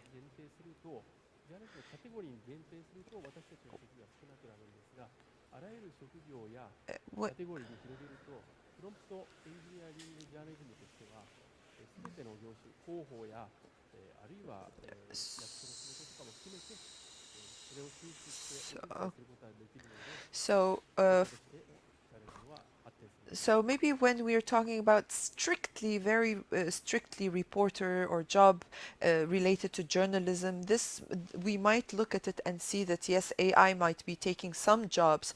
However, if we look at the whole aspect and the whole spectrum of media jobs, like PR, like other, like spokesperson, like other jobs, we see that this AI integration is actually benefiting all this job and journalism and the media industry.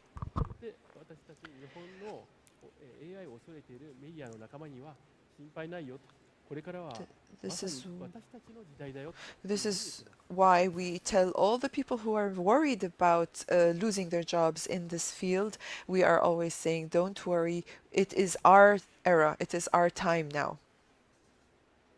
Thank you for ending on that positive note. I, for one, am excited about not having to put makeup on and get all dolled up if I get an avatar to do that job for me, and I can focus on going back to Afghanistan and doing documentaries. We've run out of time, unfortunately, but we've covered a lot, from changes to presentation and delivery, changes to workflows, changes to news gathering. I think it's all really exciting. I'm going to get the pulse of the room again. I noticed there was a gentleman in the back in a beige suit jacket who was very, very terrified. He's on his phone currently. I'm looking at him. I wonder if he's feeling a little bit more excited. How are we on the spectrum now? So if this is terrified, hands up. Still terrified about AI in the newsroom? All right, we're gonna be convincing you later on. Totally excited? Yeah, somewhere in the middle still? Absolutely. And I think that's important. We've got some critical questions to ask always and keep at the forefront. Another session is going to handle all that. Big round of applause, please, for our panelists. Thank you so much.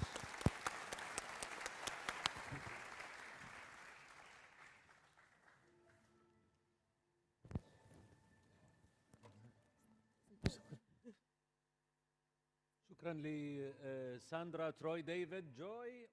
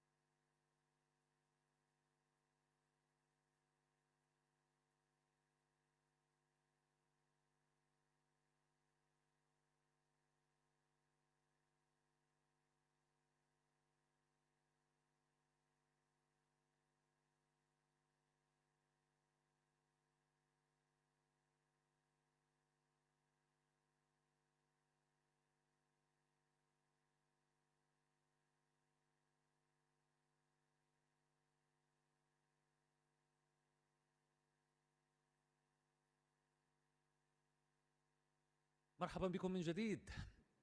Welcome back. It's difficult to invite all the participants. It seems that they are busy taking coffee, but we have to start this session as soon as possible. We have a 24 research papers and the impact on the artificial intelligence on media and the impact of that both. Sandra asked that, are you skeptical or enthusiastic? I must admit I was one of the skeptical ones. I invite Baqir Abdul Haq. He will be talking to us on using AI in fact-checking during the war on Gaza 2023. We have Kawthar Saleh, who will be talking about evaluating AI in political news production. And we have another research, Bassam al-Shmeri. His paper will be on utilizing AI in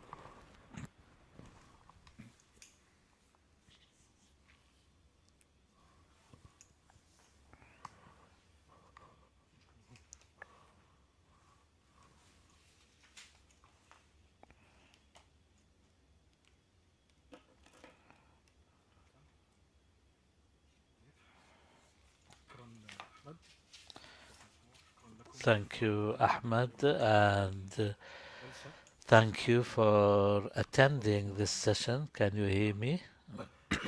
Okay, thank you, Ahmed, and thank you. Hope that this session will be a light-hearted one. So therefore, because these are academic research papers, so the details of that, methodologies, conclusions, any striking point, any outstanding conclusions, they have come to Bakr. What is the most important thing that you have concluded? Thank you, Muhammad, and please allow me to avail myself of the opportunity to thank Al Jazeera Media Institute to take part in this event and to be part of the research program and in Gaza. Of course, AI is a double-edged knife or weapon, and it was used in generative AI, it was used in fake news, and also we must not forget that it was research. نستهدف من وراء هذا البحث إلى We aimed from this research to shed light on using the fact-checking platforms to expose the fake news and also the misinformation or disinformation and the use of AI. Our motives behind this paper and this research was the huge influx of information, especially at the beginning of the war on Gaza, and how fact-checking platforms helped to refute this huge amount of misinformation and fake news. AI has been used lately, especially at times of war and armed conflict, and to expose fake news and misinformation or disinformation, and to enhance the role of the media and face up to the challenges, especially that these platforms may not have the financial or other resources. To respond to all these questions, we relied on a qualitative approach and methodology. we focused on fact-checking platforms, 19 in total. We chose 7 out of the 19, which forms 37% of the study targeted group, and 78% responded. One platform rejected, and we chose the platforms which were active in fact-checking during the war on Gaza, and we focused on the Palestine Alliance, which had a number of platforms. Some were تحقق صدق in Yemen, Anir in Libya, Sawab in Lebanon, and they worked together to refute the misinformation in Gaza. Bakr, did you really, after all these interviews you conducted, that there is a substantive impact of AI in fact-checking, or was it limited? I'll come to the conclusions. We can summarize the results or conclusions in 3 aspects. First, using AI before and during the war, and through the responses we got by to check the facts. But Sanad, the platform which was added, which is a news agency which is part of Al Jazeera network, added the geolocation and AI techniques, and during the war there was an increase in using AI techniques, especially in checking descriptive data and the manipulation of images. Secondly, through the results or conclusions, Muhammad, we can summarize the most important techniques. First, they rely on tools. Yes, in essence, they rely on AI, but they are nonetheless digital tools. They rely on the digital technology, and they are used in exposing the manipulation in images and videos.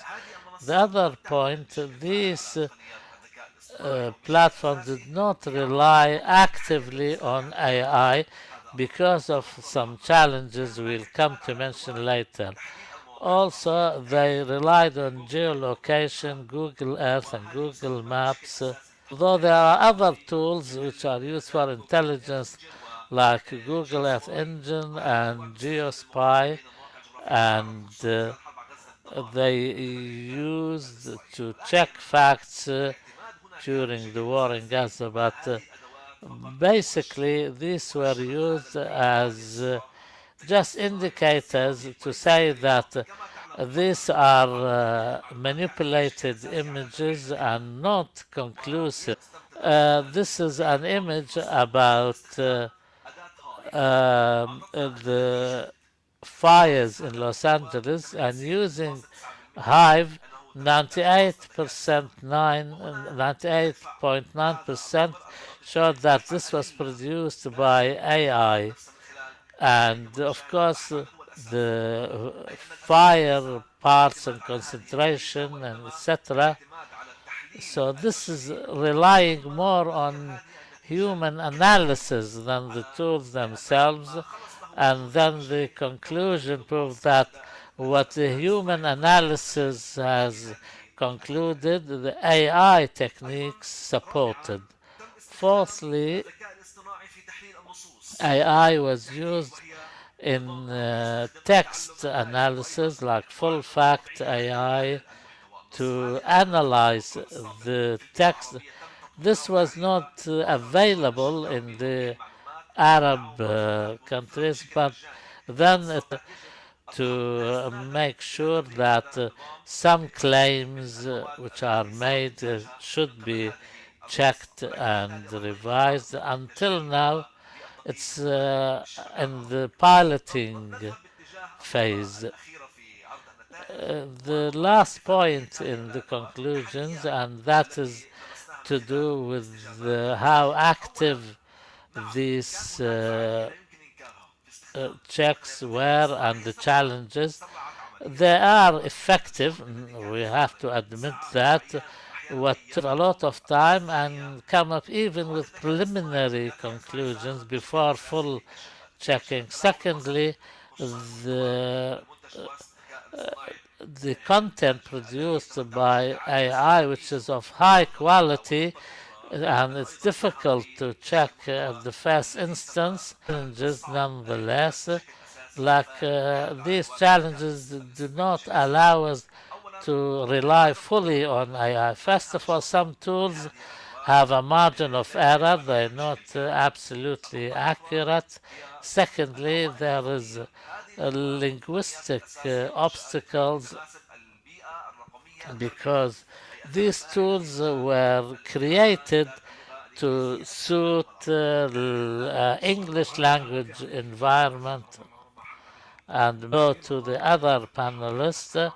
These papers will be published in the future on our website. Kauthar, your research was really striking that there is the platform which produces news completely, you call it. What have you concluded in this research? I checked the promises that this platform makes. I focused on the AI native news, and this is a very big promise which was launched recently, maybe in the last 2 years to be specific.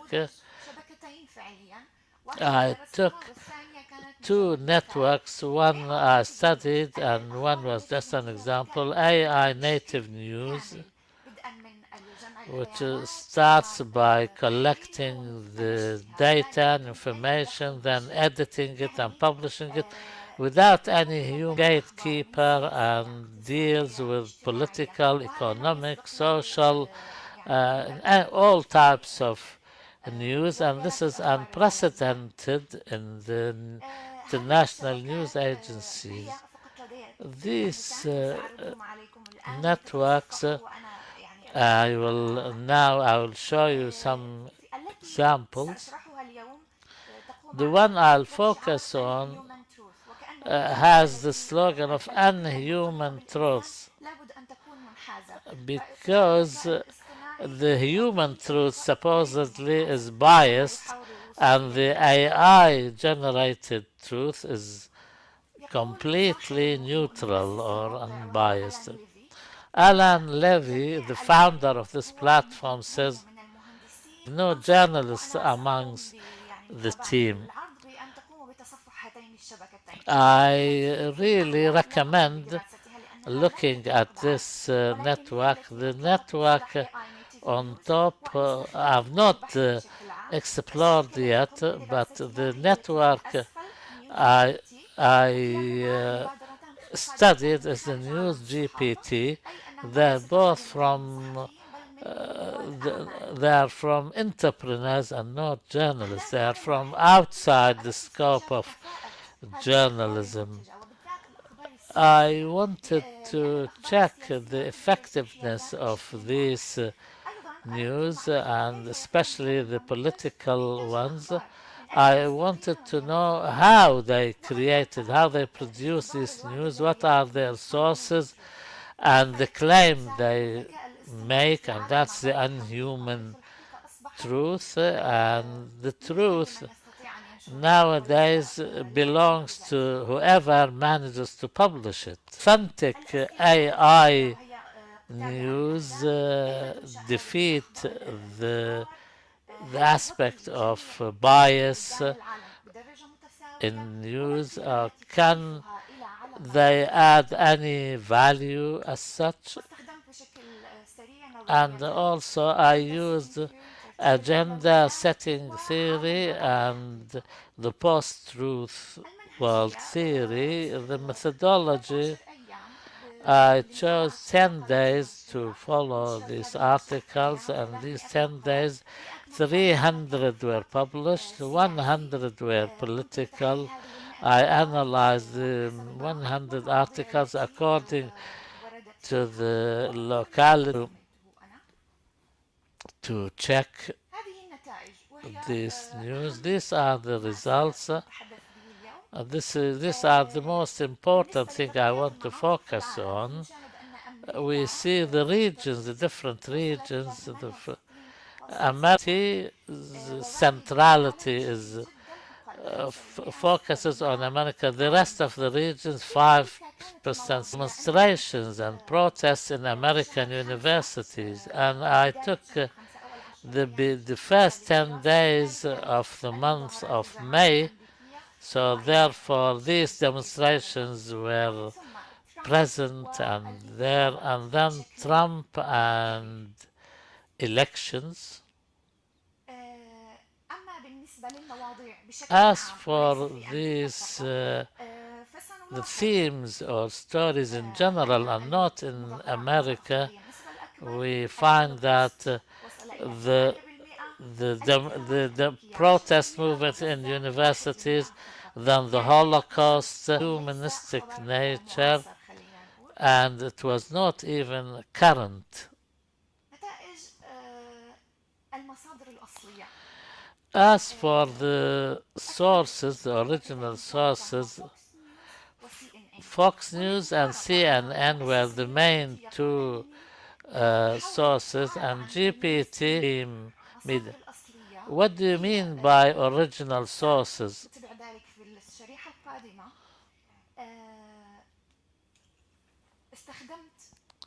I used these articles to know where they come from, the material, the text. This was an eye-opener for me. Some articles published on this platform was like copy-paste, completely plagiarized from other sources. This is the most important slide for me. Each dot represents one article. On this side, this is the percentage of plagiarism. Some cases, this reached 100%, and the original articles or sources, Fox News, Associated Press, and others, or India or the like, all the sources were American, and that's why America got the biggest amount of interest.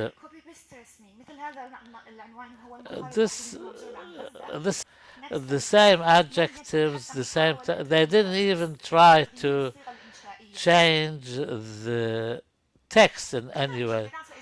The conclusions, we relied, they said that these platforms, or this platform, relied almost totally on the United States, and the rest of the world was more or less ignored. They mentioned the protest movements in universities because of the war on Gaza, but they were dealt with as an American internal affair and not a Palestinian affair. Also, in the global north, the suffering people like Holocaust had one news item. So we ask in conclusion the results of this. Said, what has this platform added to us by way of the truth? They do not use, they leave it up to the audience to judge whether this is fake news or not? Is this what we need in the world of news in this day and age? Will this enhance the truth? I don't think so, and I don't know, to be honest. I leave it up to you. The percentage of plagiarism reached more than 50% in almost 90 articles. These are the recommendations. I don't want to judge this phenomena. We can study channel 1. I haven't done that. Maybe that is better. But also it is enjoyable to see all the images are generated by AI. They create these images according to their understanding of the article they produced. Also, I wanted to study fake news.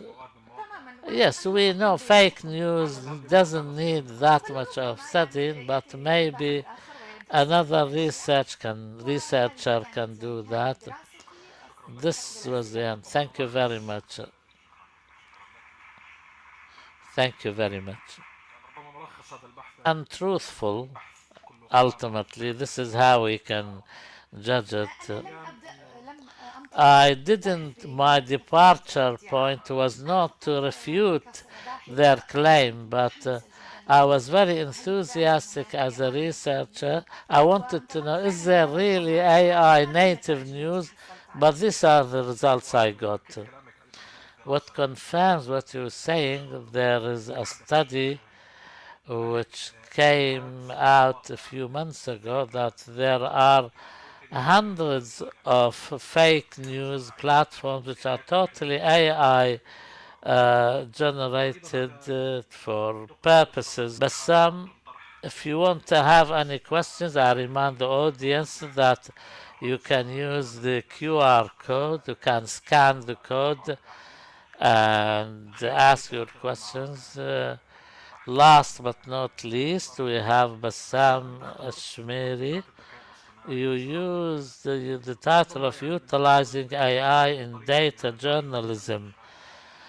Also, what is exciting about your research is use sample during the World Cup. I think Al Jazeera mentioned that. Maybe I have less time, so Khamaisa asked me to focus on the results and conclusions rather than the methodology. And the other reason, there is something wrong with the microphone, I'm told. So therefore, I'll quickly go through the slides. Of course, data journalism is closely linked to AI. In fact, most of what journalists in data journalism do, they rely on technology which is fairly new, as we hear from journalists that there are Python's development which contribute to this field of journalistic activity. Utilizing AI in data journalism, and in Al Jazeera's work, this is a case study in G. We reviewed and analyzed the documents pertaining to using AI in data journalism in Al Jazeera's Kashif labs, and we used our sample, targeted a sample. We used methods developed by Al Jazeera's labs, and the main reason for this is a Kashif one.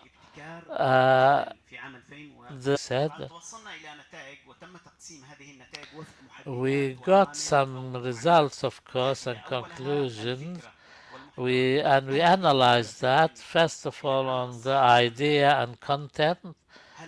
Does this idea belong to journalistic work? Does it come within the content? Is a way presented as a way of forecasting or predicting the results of a game and football games since the beginning of World Cup tournaments. Also, what are Kashif relied on more than 200 indicators to measure the performances or the form of the 32 competing teams. This reached 100,000 records based on the FIFA official ranking and other sources. Also, the techniques in 2020, I think that every 3 journalists or team of 3 journalists, 2 of them would be asked to train on machine learning and to understand the nerve networks and through the ENAS system or app, which is about the architecture of the AI provided by Google, allows the training of certain models and also to use the big query, which is one of the important tracks that are used in analyzing data, which is both comprehensible and understandable. And before a team was established, the robot or the team, these are all specialists in sports, and Kashif's forecast, of course, in the first round, many mistakes were made. In the quarterfinals, there were 7 out of 8 successes or hits. In the semi-finals, was 50% in the matches. They got the third position was correct by 100%. The final was not correct. The 67% of accuracy was recorded. In other words, Kashif got the results of predictions of 2 games correctly out of each 3 games they analyzed. Also, Kashif did something good, that it has allowed for the interaction of the audience in this field of analytical forecasting or predictions. This is an important aspect of using AI in data journalism. The game got 500,000 challenges. In fact, this kind of analytical forecast is difficult. We have to understand that. But when it comes to sport, there are other elements.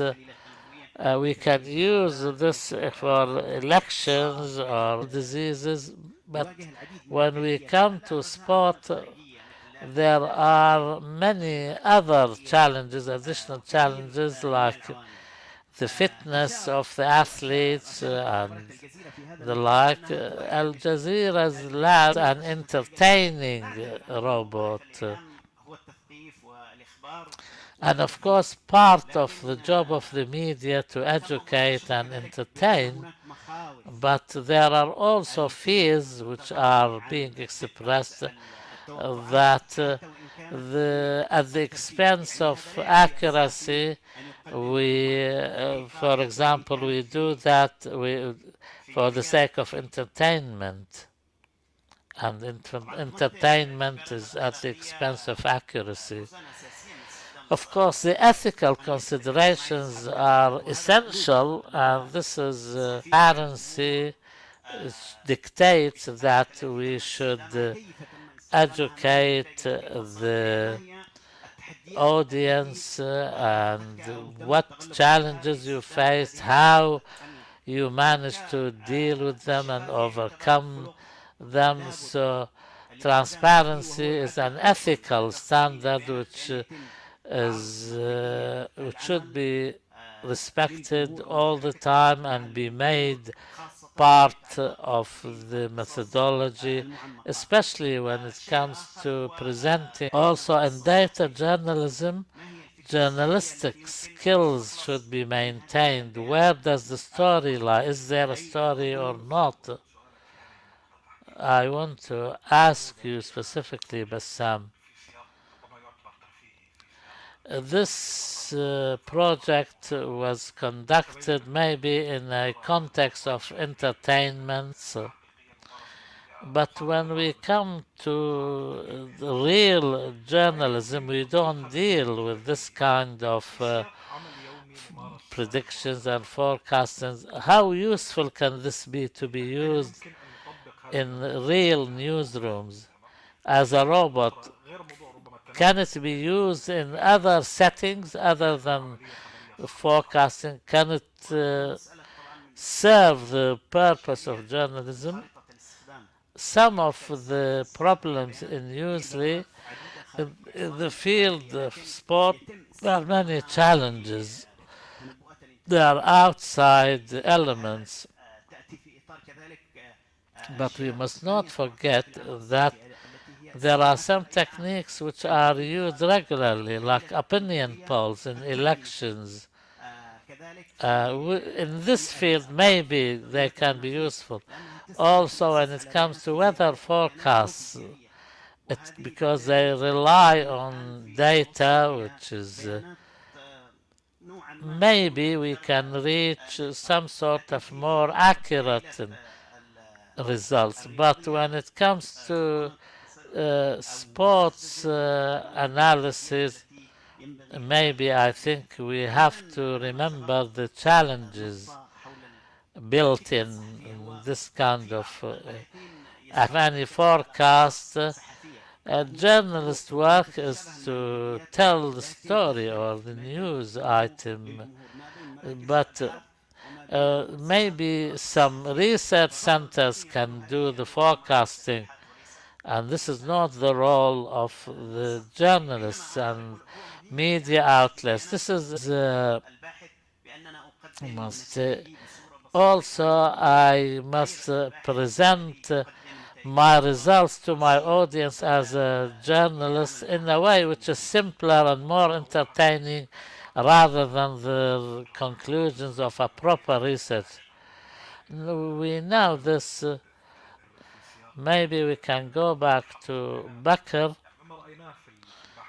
What we saw in this research, there was not any breakthroughs as such, in the sense that no new tools were discovered or new approaches, but what it has expedited research that we are still in the beginning, we are at the early stages, yet due to reasons I've alluded to before, that biases are there and there's margin of errors which are still too big, and these are tools which were created in a different culture and different environment. There is the specificity of the Arabic language.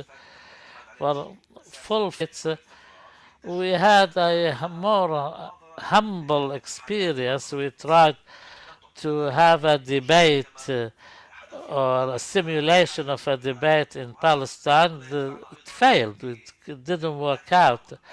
So this calls for more collaboration between developers of AI and fact-checking platforms, and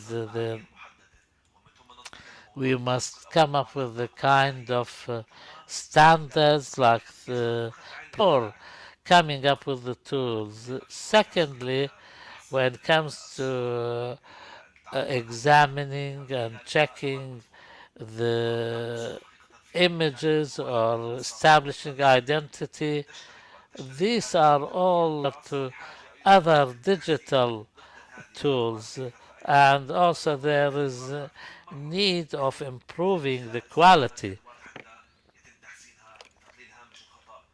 to minimize the margin of error. Maybe also when it comes to language, when we come to sentiment analysis, that most of the language, so sentiment analysis still lacks a great deal in this regard. Kauthar, you presented two samples, one which you did not explore. Channel 1 has a lot of interest, although it has not been launched yet. We don't know whether they will present serious generated material. Is it just a marketing tool or is it real? I think these are very valuable. They are important for us to understand, but the language used in marketing them is typically a marketing approach. They come up with huge claims. I think it's impossible for use them really in the way they are claimed to be. And also the creators of these news items are not journalists. They are specialists in technology. So therefore there is a lot of marketing involved, but we as journalists cannot do them, and if someone else can, then we might as well benefit from them. Some questions we received from the audience. Kauthar, are there examples in Arabic I mean by that the Arabic language produced by AI and generative AI is much easier to be spotted because it's not natural as the language itself. A question to Bassam. Well, the results, and this was done taking into consideration the previous World Cup in 2018, but it was repeated after each game, and more data and more. I think it's enough now. When Morocco beat Spain, I began to have faith in this technology because nobody expected that. This is all the time we have for. I thank the panelists and I thank the audience. Thank you for taking part. Bassam Smaili, Kauthar Saleh, Bakr Abdul Haq. We have a lunch break now. We'll be back after 1 hour.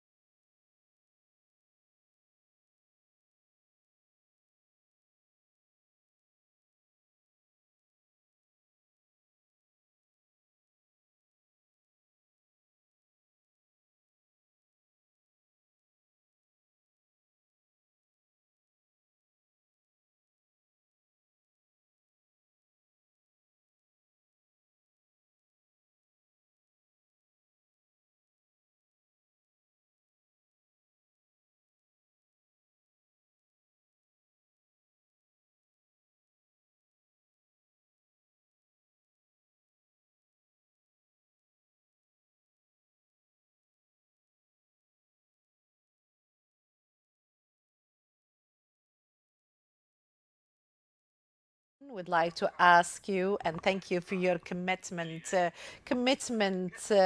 throughout the last 2 days. So we have had so many sessions, so many pieces of information, and we do aspire to more and more discussions in the field of AI. Would like to move now to the fourth session from an academic perspective, addressing ethical, social, and cyber security issues. And we're going to shine light on matters that are relevant to all of us, such as algorithms, and particularly when we talk about bias as a result of using such technologies in the creation and dissemination of content. There is another topic that is going to be covered by my colleague Rawa, who is going to talk about cybersecurity issues. I have the pleasure to welcome to the podium a constellation from a media perspective. We have Giles Trendle. Would like to welcome him to the podium. And he was previously the general director of Al Jazeera English. And I would like to welcome Mr. Mark Misinformation campaigns, the analysis of so many aspects that are relevant to the digital realm. So research supported by many countries. I would like to welcome to the podium Dr. Amani Al-Abd, who is an assistant professor of digital marketing at the University of Doha for Science and Technology, and she has in excess of 7 years of industry experience working with tech startups and business intelligence agencies. And founder and CEO of the non-profit organization Galaxy for Technology. She has led the impactful initiative focusing on AI-driven solutions. She has undertaken a number of initiatives in both the Middle East and North Africa. And I would like to welcome to the podium Mr. Abdulrahman Al-Shafi, the director of the cybersecurity. And he's got a bachelor's degree in cybersecurity from the United Kingdom and a master's degree in public policy from Hamad bin Khalifa University. My dear colleague with her difficult questions, Rawa Ujay, who is going to moderate.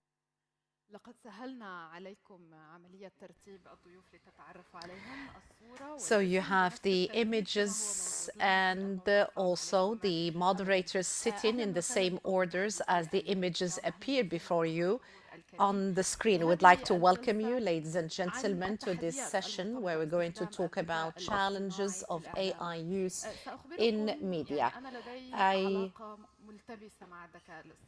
have a kind of a difficult relationship with AI. I'm very enthusiastic vis-a-vis the use of AI, but at the same time, I was very much was not very interesting. What I have seen in media, in journalism, is to enhance the language of the journalists, particularly when it have advised to reformulate their reports to make them much more attractive, and so many of them try to lean on ChatGPT. They ask ChatGPT to try to enhance the linguistic properties of their text, made us search for the information, sometimes misrepresentation of certain peoples,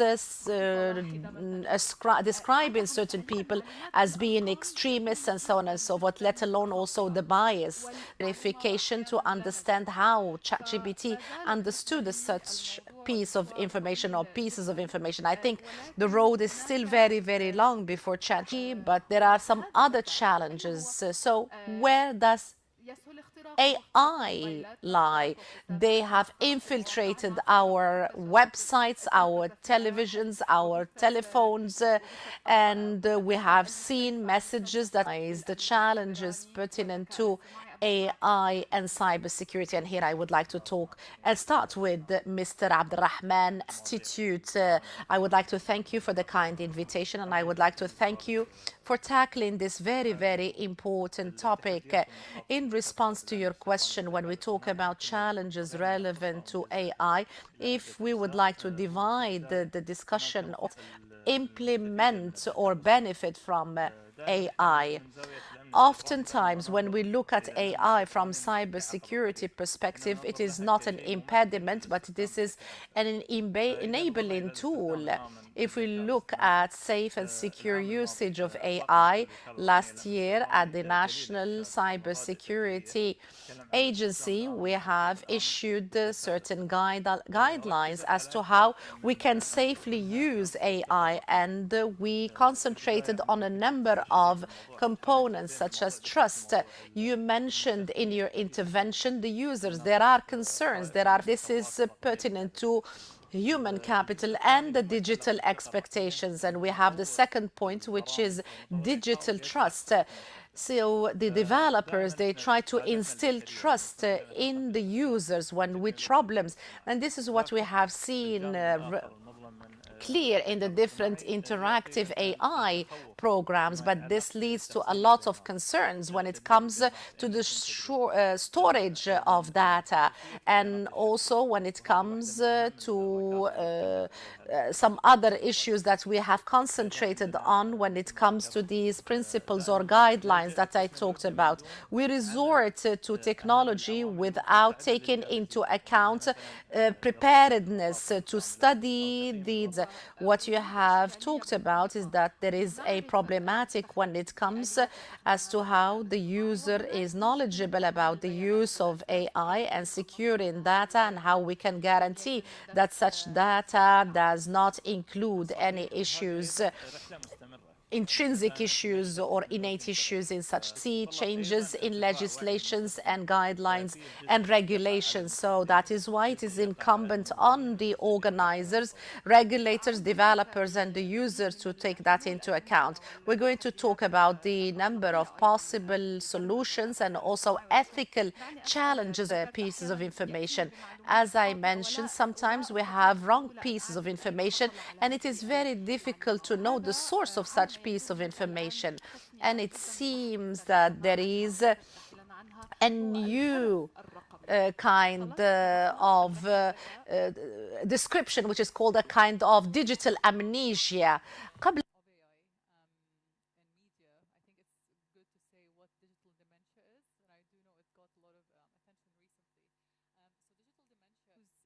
Some of our memory or cognition skills or navigation skills because of how we overly rely on digital technologies. Understand how is it that our over-reliance on these AI agents making us lose our cognitive abilities? And this comes with the repeated interactions with these AI agents. Will be suffering from a consequence like this. So if we try to apply this in the context of media, we're looking here at the fundamental shifts of how maybe look at different sources, and then you would come to a certain conclusion, right? With AI, we are giving these tools the power to basically do that for us. So they're filtering the information, they're choosing what type of information we have to see, and they're giving us a summary. Do all of it, but at the same time, this kind of personalization that we're enabling is creating this kind of echo chamber. So we're in a place where we are having narrower perspectives on different issues because we are basically controlled by the algorithm. So this is one of the things I would say as part of that shift and how AI is transforming media. Does AI think and analyze in the same way? When I ask AI to analyze an article, this article, if we had 10 persons that have posed the same question, are we consequence would be attached or attracted to one piece of information, a corner or a kind of a window to more questions? Do you think that we're going to be put in within recognition system? So you would say, for example, you know this word, and this is the probability of this word to come afterwards, right? So we need to understand the limitations of AI. AI is training on internet data, right? With the information that we have, the next trends in AI, Microsoft is now establishing different data sets, so they are controlling the type of information that these large language models are processing. So with this to AI, we have to bear the consequences. We might be seeing things differently just because we are giving that power to AI to dictate on us what is it that we should be looking at. Dr. Mark Jones, we have how it is presented to us by AI and the fact that we are not aware of such thing, and it is very clear that we need a lot of training in this regard. It seems that there are systems that preceded us and were able to discover the positive sides of these kind of tools of AI, and they are using these tools for misinformation and this kind of amnesia. What have you? Well, I mean, I think, firstly, I want to push back on some of the sort of effusive narratives that we've had about artificial intelligence. And I think in the very interesting opening keynote, there was this kind of notion of don't fight it, but we need to be critical. And I think the case of digital amnesia or digital dementia are really important. But I think when it comes to the notion of media, I think what is really needed, and I'm someone whose work focuses on identifying types of manipulation in the information sphere. And increasingly, I am seeing artificial intelligence being used to spread disinformation and manipulation in the information space. And I'm also seeing a lack of capacity in journalistic institutions to tackle this and manipulate the information space. And journalism is increasingly underfunded. So this often means that we have this kind of disparity in training and ability. So when I do, for example, these kind of investigations where I look at a state using AI manipulation, I often get contacted by journalists saying, can we work together? Can we do this? All that means is, all that suggests is that there's people who need these skills out there who aren't necessarily able to do them. So I think we really need to sort of remember that in terms of capacity, whether it's in regard to amnesia or just using those tools, we need more training and we need more skills. And it's know the potential negative consequence of that for media, but for others as well. ولكن ليس الموضوع فقط ما نحتاجه It's not a question of what we need. What you just mentioned actually is forming a public opinion when AI is used, because it can create more than 1,000 accounts, all speaking the same language, and the recipient doesn't know whether this is a real person or is just a fake account. What is photograph the picture when he hears, for example, one university professor saying that the Muslims would invade the West and cause calamities, and suddenly 1,000 accounts appear in support of his opinion. So it's not up to the journalists only to know how to deal with this. There is a bigger challenge for the social media to curtail these fake accounts. نعم ما أقول. I mean, talk about AI and media, but this is absolutely a problem that I've identified. Firstly, we need critical digital literacy. We need people to in Israel's war on Gaza, on its genocide. I identified a campaign that was using threads, Facebook, X or Twitter, regular social media sites to smear Palestinians, but not only smear Palestinians, but to actually attack Arabs and attack Muslims, right? And they were like a crescent on top, talking as the examples you said about this mass migration to Europe and Canada. These were all AI-generated images, fake accounts. This is called astroturfing, right? And this campaign in particular was run by a PR company based in Tel Aviv, and that if I see information in the digital sphere, it doesn't mean the people doing it are real. That's really important. And doesn't mean it's true, even if the account is verified. Absolutely. Verification, it means nothing. Is not necessarily true. But they also have to understand that AI has increased the efficiency of disinformation, right? The volume. So the problem with truth and reality is that if one person says something, you can ignore it. I mean, it depends who it is. But if it's someone influential, other people repeat it. If one person shouts in the woods, and no one really cares. If you have 2,000 people say the same thing, it becomes a narrative, it becomes a truth. Right? That's why they're saying virality can create truths. The problem with AI, it makes it easy to mass generate these kind of accounts that I've identified before and many others have. But journalists are often at the forefront of this interrogation of truth, right? And I want to push back against some of these narratives that seem to suggest that AI can do this job. We need more journalists now than ever. We need more journalists in a time where journalism is under attack. Because yes, every person, whether in school, it doesn't matter what job needs to do media literacy, but journalists are still at the forefront of trying to curate those big stories, because guaranteed when a story goes viral, whether it's real or fake, it will be a journalist who has to say. إذا كان أحد المدراء المسؤولين عن التوظيف في الجزيرة موجود الآن ليسمعك تقول هذا، إذا أمكن أن نقتطع هذا المقطع of Al Jazeera to see if they can benefit from what you just said. Dr. Rima Diab, because we are talking about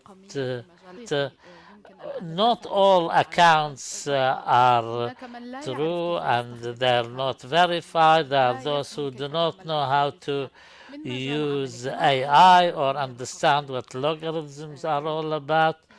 What do you see of this problem?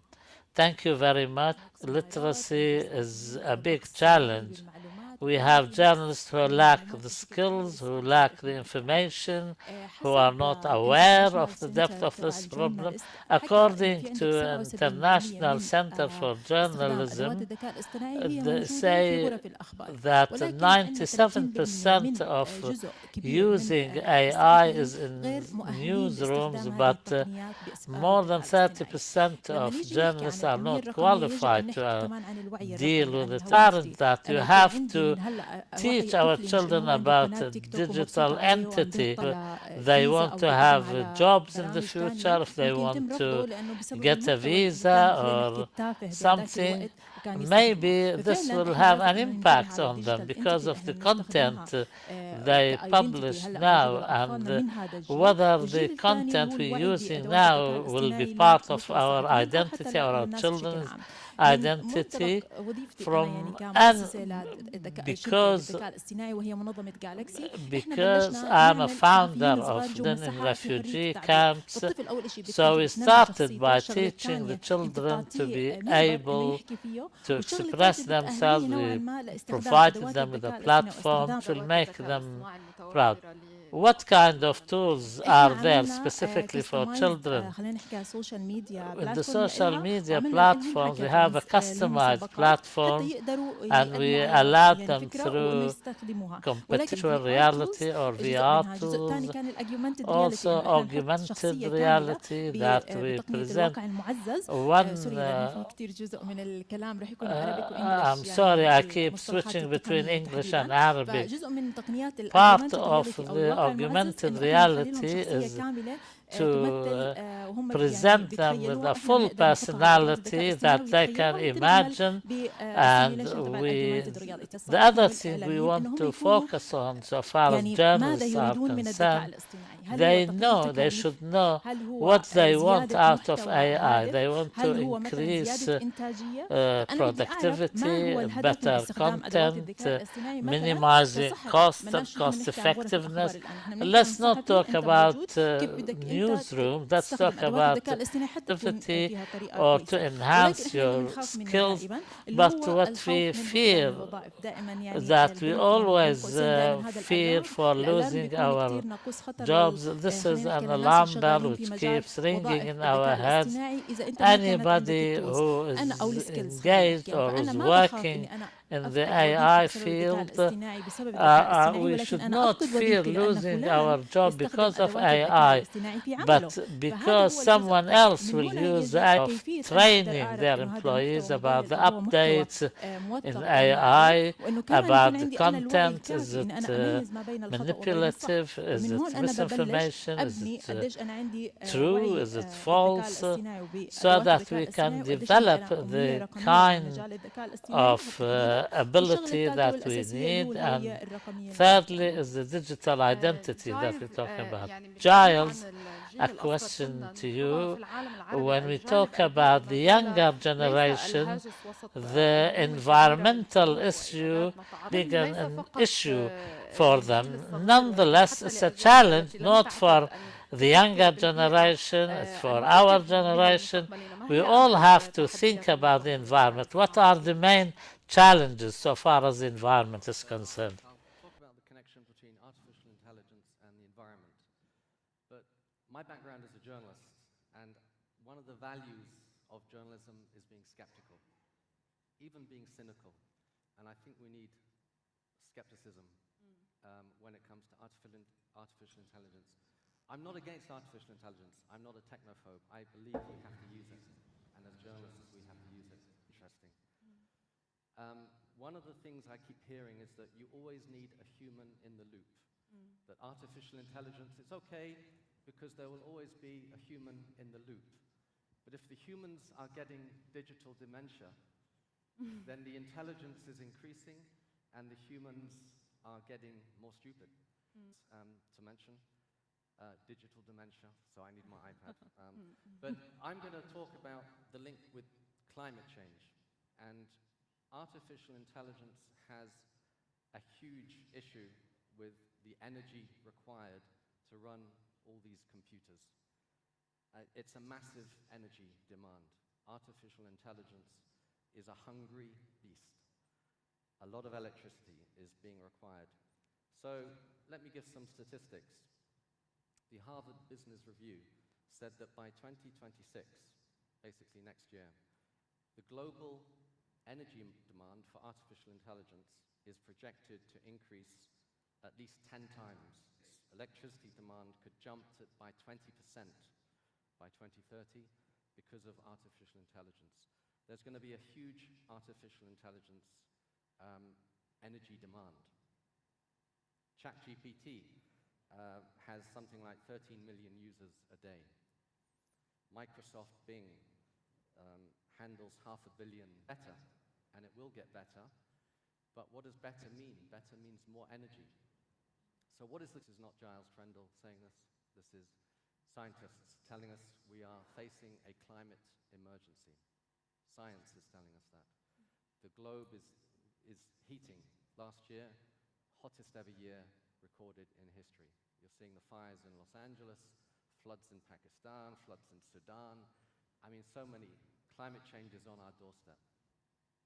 At the same time, we have artificial intelligence requiring more and more energy.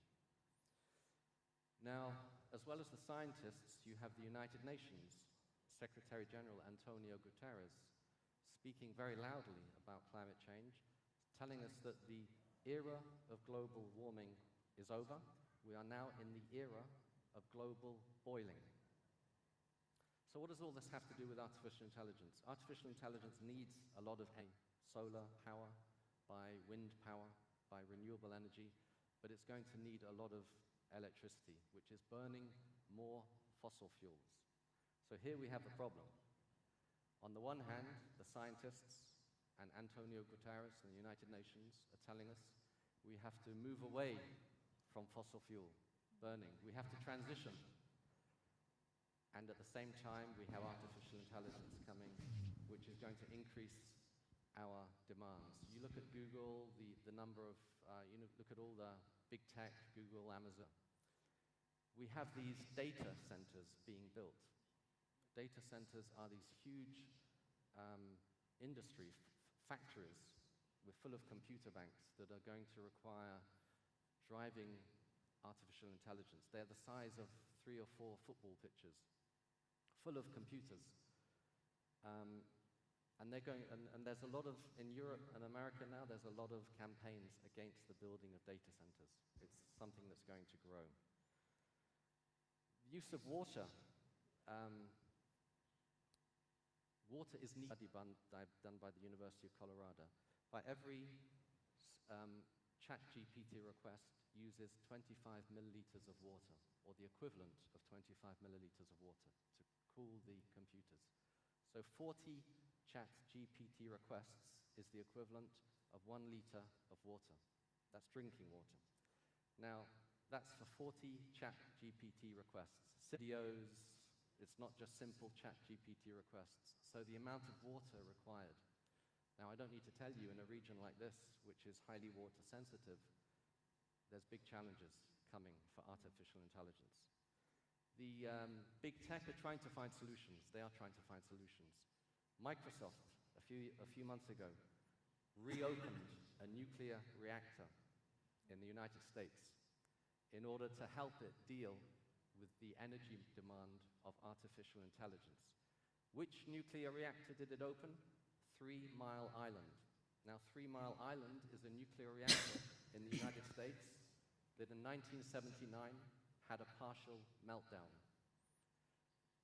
And I'm just saying it's very controversial and we need to be asking questions. Again, I'm not a technophobe. I believe in our... للأسف ممكن can you open the mic again? I'm للأسف الشديد أعتذر من Unfortunately, I apologize. أن يشاركوا في استخدام المزيد من الطاقة. I will ask the audience that those who want to pose questions, now is the time to scan the QR code and send your questions to us. If you want, you can identify yourselves and to whom you posing your questions so that we can ask them later. Some of the challenges we talked about, Mr. Abdulrahman Al-Shafi, there is a question of ethics. In all honesty, even as journalists standards, we revise them, we look at these things continually, trying to maintain these ethical standards. How can we program, if we can call it that, AI to safeguard the ethical standards when AI provides us with information to avoid hacking it so that it can destroy all ethical standards? Yes, very important question. We always talk about safe usage, which is based on the and cyber security. There are always good advice available. Lately, we hear about responsible AI, which is referred to when we're talking about using a high level of standards. But if we talk, people look at them as Western ideas which cannot be applied in our region, for example. But when we talk about transparency, for example, we must remember also the end users, the beneficiaries. And AI, as my colleagues have said, we use AI to have an interactive system, and if we want to produce that, we need a lot free of charge at the beginning, and that is because these companies needed more data to train their models. So it's not just a question of getting, this is a two-way street, and they benefit from the data they collect. If we're talking about ethics, the large number of users who will have their information, this, of course, we have to understand that they emanate from a Western position. In the West, they may consider this as biased. Bias, of course, ChatGPT and other similar programs rely on data. So if the data is inherently, be aware that these outputs do not necessarily represent the correct answer or the truth.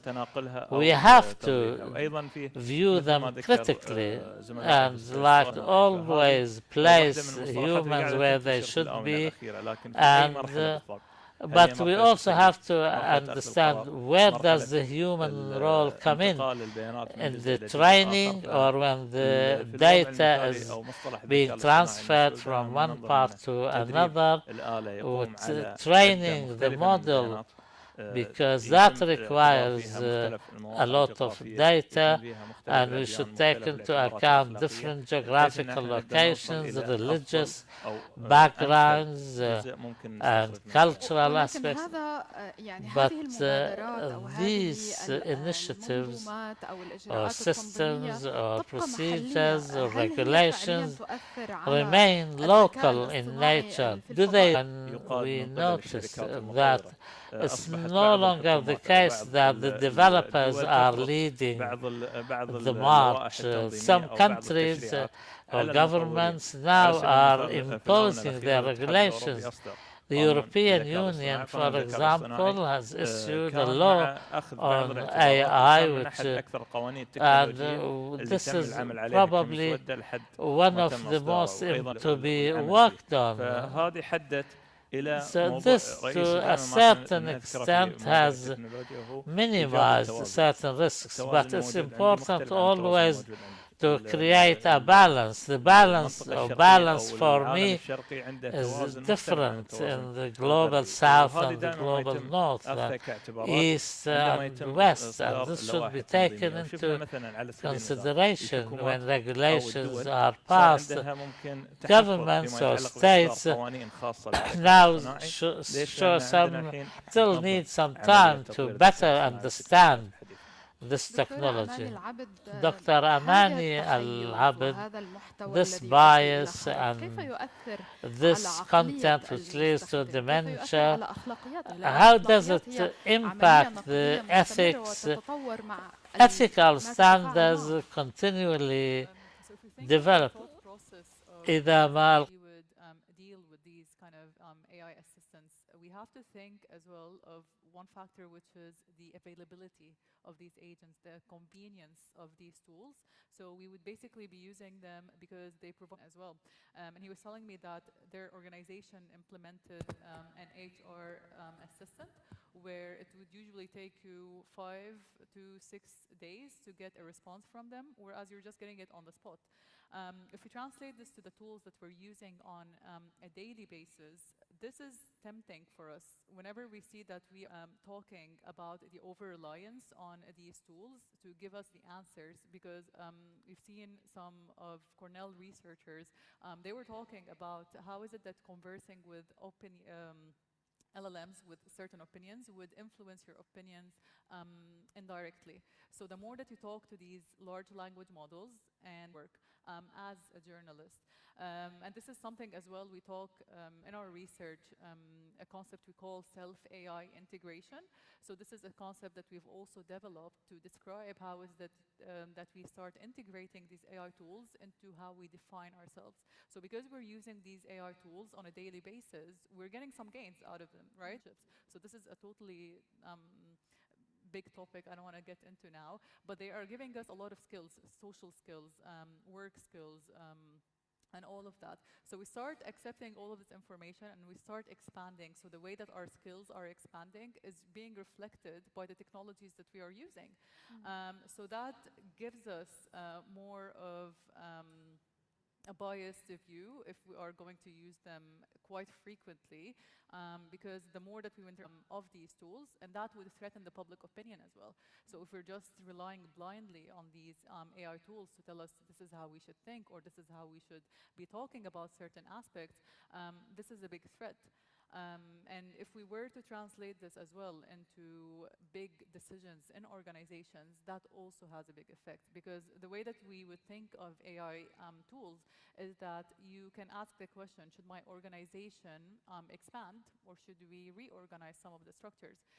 So what AI could do is that it could tell us this is the list of pros, this is the list of cons, but it comes back to us to make this decision, because it doesn't have the experience that we would have as humans. So here we would shine some, or we would basically shed some light on the human factor, which is AI does not have the human experience. You can teach an AI how to talk. You can teach it how to, in the case of journalism, not understand. So this is just a concept for AI, and this is why I would definitely agree that a human should be in the loop, because it cannot replace it in any certain way. pros and cons.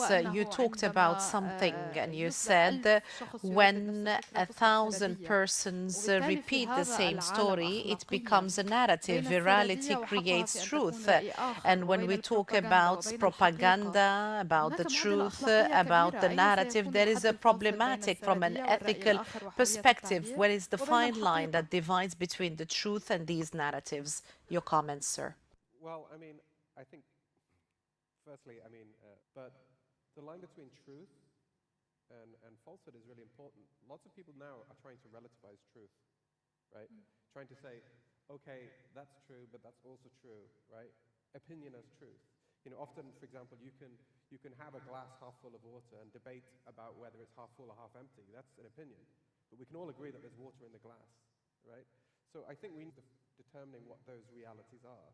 And I think this is where it's really scary, because with algorithms and increasingly with big tech, I would say we're seeing a smaller and smaller number of people who are, in a way, gatekeepers of truth.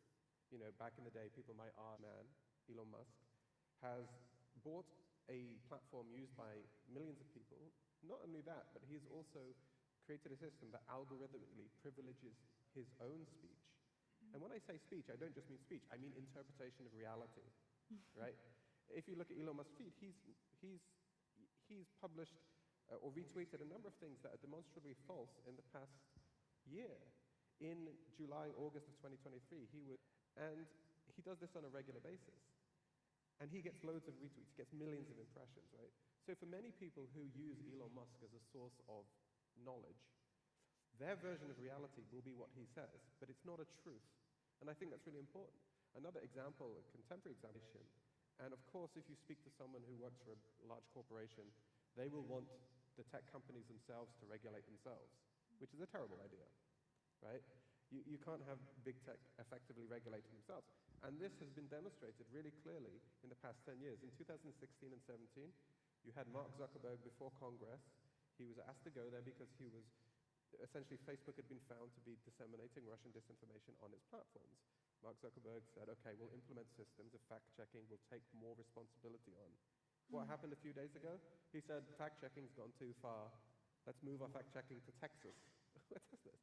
So you're seeing that curates our knowledge. And we have to think of knowledge as a diet. You know, I always use this analogy because I think it's simple but effective, is that we are what we eat, right? If I eat loads of, fast food, I, would be in worse shape than I'm in now. But it's the same with information. We have a thought diet. We consume information. And that affects what wins, what's real and what's not. But also, what about humanity? The notion of digital dementia is super interesting. And to get a little philosophical, one of my students said something really interesting, and it was based on the notion of what, the godfather of AI now, was it Geoffrey Hinton? Geoffrey Hinton, right? There's a 10 to 20% chance in the next 30 years of AI ending humanity. So we had a discussion of what people meant by humanity. And of course, when we say humanity, often we think, what makes us human? Right? Rather than just treating each other well and nicely, but the ability to even remember something, the ability to kind of recall something, the ability to actually communicate something without asking GPT, right? And there was this example in one of the readings where a professor banned Amazon Alexa from her house because she heard a kid asking Alexa, what's 5 minus 3? Right? And so at what point then do we now start to examine these technologies as taking a step further from dementia, removing the fundamental, in 10 years' time, 15 years' time, what's that human going to look like? Especially when we're thinking of people now who are growing up increasingly using tools like GPT. And I'm not necessarily saying this as a technophobe, right? I study social media, and I appreciate Giles also reminding the world we're not technophobes. But having said that, we have to remind ourselves that the technologies that we're using are still untested. So I think that's really important to remember. هناك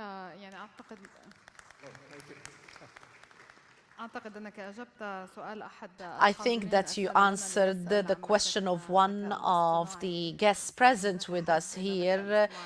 The question was so many ethical and moral problematics related to AI. So first of all, there are centers where data is stored and we cannot control this data.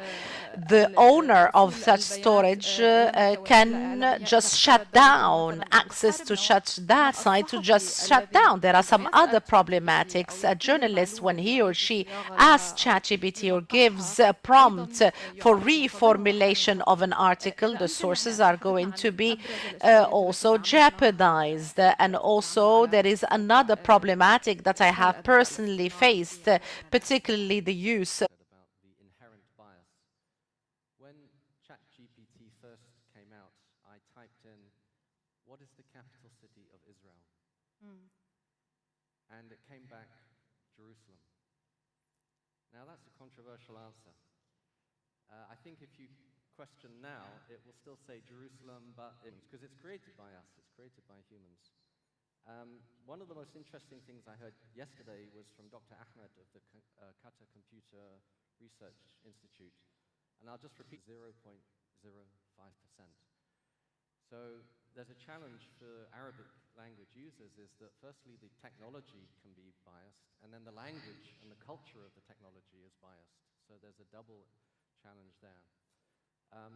Coming to your question about data centers, it's a problem that, as I said now, with all this computer power, you can't, I mean, companies like Al Jazeera, media organizations can't have all these can't have all this data and all this computer power on site, so it needs to outsource its data and its computer power.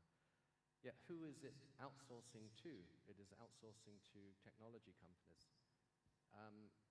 There are risks to that when you outsource your data, your content. Content was stopped by Snapchat. There was some countries in the region, there was a bit of a diplomatic economic conflict, and some countries in the region decided to stop some third-party data centers from giving access to Al Jazeera content to the audiences. So there are political vulnerabilities when you outsource your data. There are data risks, and I'm sure Abdurrahman will know about this. Cybersecurity, you have to do it. You have to do it because the computer power is so much, and it's so huge. The energy demand is so huge that you can't simply control all that computer power yourself. But again, all these sorts of questions, I'm a great support. We have to use artificial intelligence. But as a journalist, I say we have to use the value of skepticism and cynicism, and we have to ask questions because there are some serious challenges. The more I attend these fora, my imagination starts thinking about so many aspects. All these companies, these data centers, if they separate from the Arabic language, as Giles have just mentioned, faces so many challenges. We have a shortage of information and data. Finding solutions, how can we actually in the media use AI and be able to overcome this shortage in terms of Arabic data or content? The problematic is on a report, they say that less than 1% of research is in Arabic, that we should exert direct efforts. The stakeholders should step up their efforts. Yes, we of information because we should not face any shortage or lack of data. We need to build on the data available in the Arabic language, and we have also to link, to include on their social media platforms texts in Arabic, because they say accessibility in Arabic is less more potential, or has been disseminating content in Arabic on all platforms.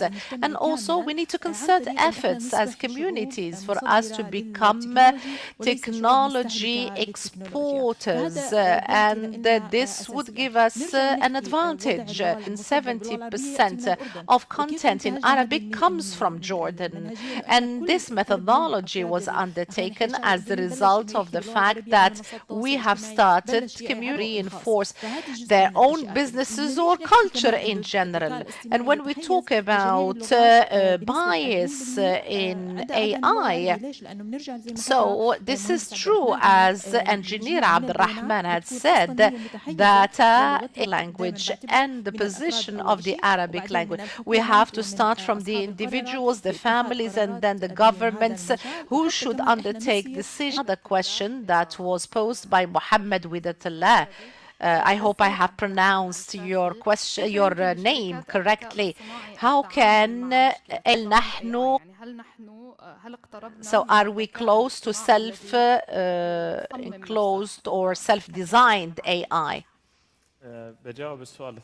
Let me answer the second question before I move to the first. There is interaction with AI. This can lead to perhaps an infrastructure or a roadmap that was established or built through AI. This is an opportunity we have faced, particularly when it comes to designing then infrastructures. So they have at certain point in time not taken into account the risks and vulnerabilities. So that is why you have to secure by design. And as a result, you can delineate a kind of a structure that can be implemented in the infrastructure of the different agencies.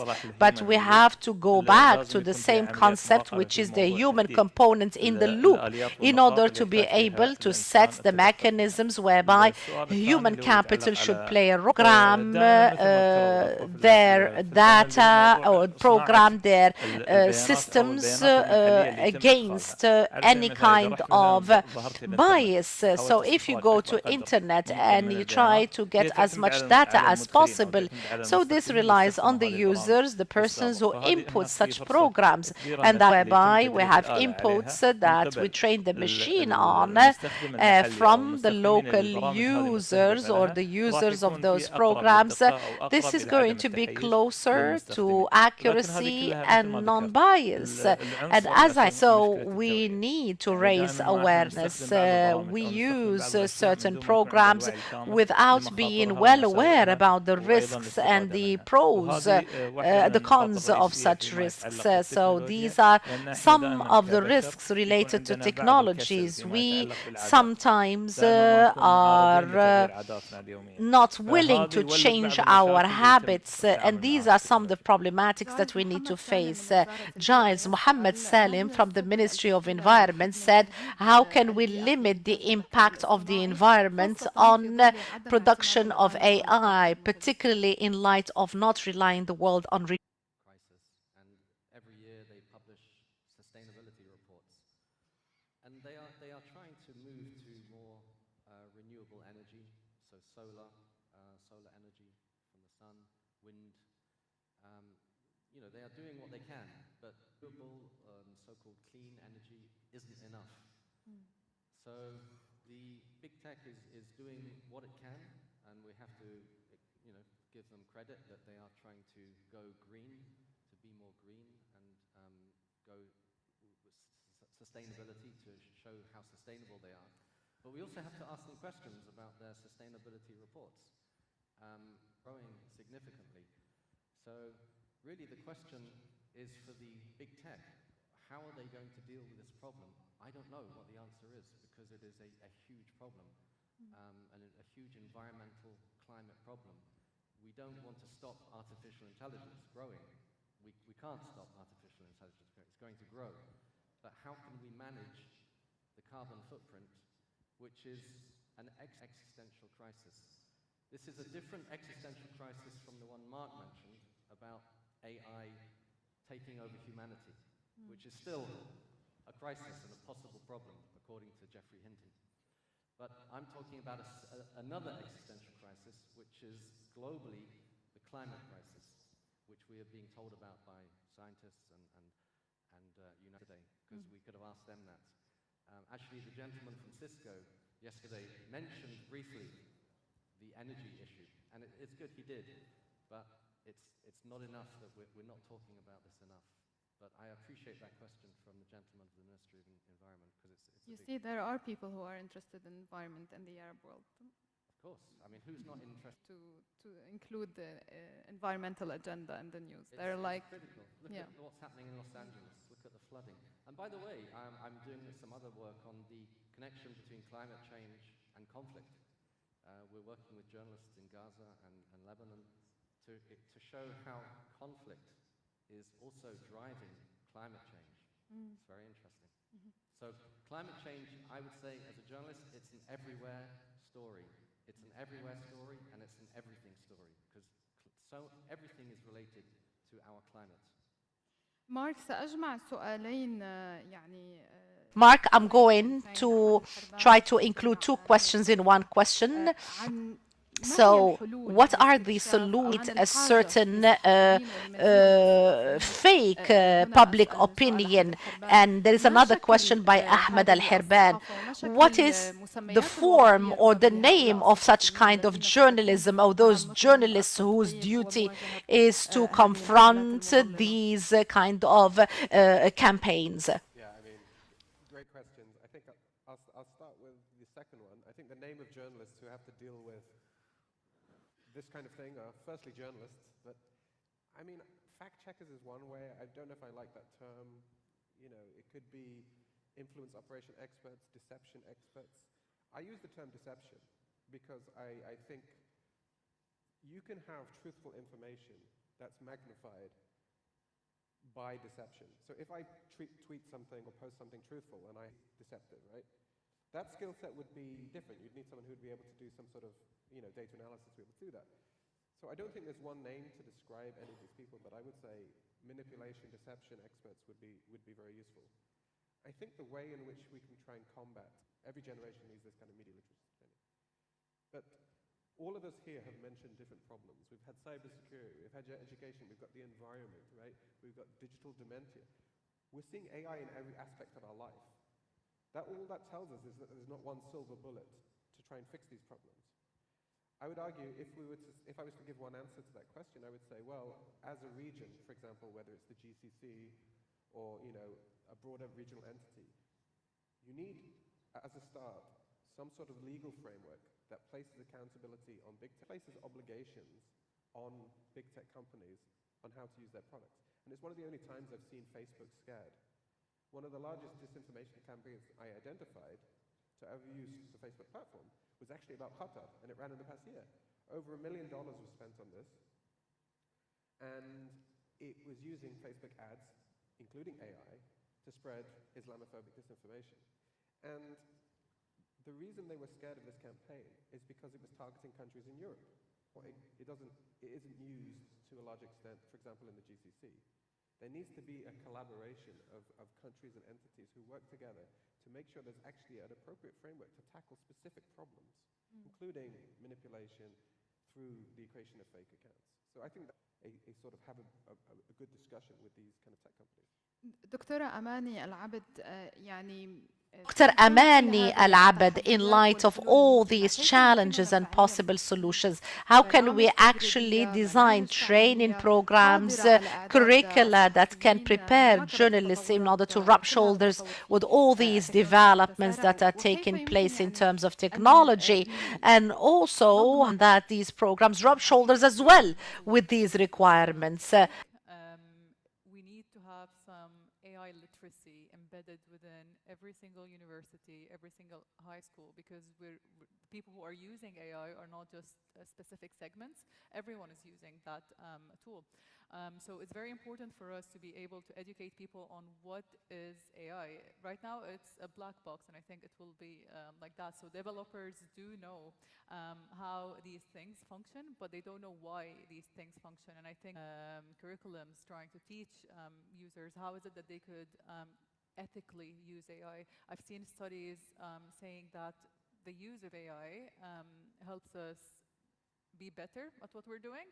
Right, and I've seen other studies saying that no, it does actually contribute to a decline in the cognitive skills and the critical thinking skills, which are essential for the next generation.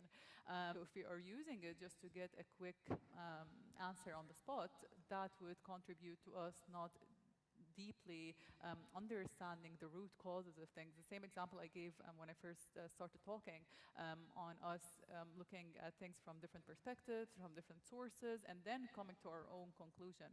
The other studies that were saying that it does improve the way that we think, shows that it's the way that we use different prompting to these AI systems. So it's the way that we ask them questions. How is it, for example, give me different, well, which is, I feel, is a very good start in this region on how is it that we are attributing somehow transparency in the information that is being, and I think this is very critical for us to be able to verify information. For developers, I do agree with Abdurrahman in terms of the responsible AI and the governance that Mark was talking about. So there has to be this kind of data governance or a structure where we would be able to tell if we were to automate certain tasks, a certain task, which is we writing articles or choosing headlines, because again, we can't just block it out, block AI out completely. It does have a lot of benefits. So for us to be able to work towards that direction, it's very important to assign people that are responsible for specific areas in the automation workflow. Ammar As-Sayed, an executive director, how can I be persuaded as a company owner not to lay off employees if I can use AI, if I can have the same, you would lay them off because they have not updated themselves. McKinsey report says that you're going to have 97 million jobs with no adequate skills, and we're going to have a shortage of skills, and this is a very important indicator for each one of us. We should invest in ourselves, knowledge for the company to try to invest in you. So in my view, this is what we are trying to do. We have to raise awareness, we have to invest in ourselves, even if there are some courses that we should attend. There is a question that was on this sphere, and that AI is going to plug this kind of a shortage. So as a leader, as a director, I know that this is going to be used as AI used to substitute for those employees. So also there is a gap between education outcomes and the job market. So that is why we need to have a customized and intense training based on the requirements of global markets and not local markets. And we need to concentrate on skills of blockchain, IoT, or Internet of Things position, whether they live in Jordan or in a camp, refugee camp, because they were able to rise to the level of the expectation. So if you update yourself, then so be it, because you have to invest in yourself. The second thing that we need to concentrate on, so how much do we invest in social media, how much time we allocate, and we have to invest in my own knowledge and in my talents and my skill sets, and show them not to use social media platform to talk about my platform, that I'm specialized in AI, for instance, specialized in education, in health. People will get to know you, and as a result of that, they would hire you. So you have to be able to achieve the right visibility to promote yourself as being part or as being a person who works in these fields. As a journalist, I defend those who are oppressed. I have a different, you have to do something. What in the past, if you managed to, for example, come up with a product with 4 people only, now you can present a different picture with better productivity. Giles are trying and squeeze many questions into one judgment for me, and this makes me think that journalism is alive and well. There is a question, however, from Dr. Rawan, who is a pharmacist. She is asking, How can we use AI to I do not know much about medicine, but I do not know at the same time if the information I'm getting is right or wrong. So how can we benefit from AI? هناك There is some journalism, data journalism, that is better done by artificial intelligence machines. There are some, for example, financial journalism. If as humans, our cognitive abilities are declining, medical journalism, I'm not a medical journalist, but again, there is some journalism that can greatly benefit and possibly replace journalists. And I remember the word artificial. I was talking to the translator about this earlier. In English, artificial has a negative connotation. Artificial intelligence. It's not real. I think we have to bear that in mind. And he said, I think it's the same in Arabic. There's a slightly negative connotation to the word artificial. And I think, again, as journalists, we have to be skeptical. It doesn't mean that we're resisting artifice. There is disinformation. Bashar al-Assad being still president of Syria, there's a lot of disinformation. And we have to know how to identify deep fakes that we're going to increasingly see in videos, in audio. So we need, I think it was mentioned, training. I personally think that we should give up the idea of having scoops, because that will make us fall into the trap of fake news. We should be more deliberate to avoid deep fake and fake images, or before being first and having scoops all the time. Dr. Amani, you wanted to speak? In terms of medical journalism, it's not my field as well, but I did want to touch on that point earlier in the first question. So the output that is generated by large language models, when I was first trying to study how we interact with AI, output that we are seeing right now is near perfect. So it's making it much more believable to us to believe that whatever that the AI is saying is correct.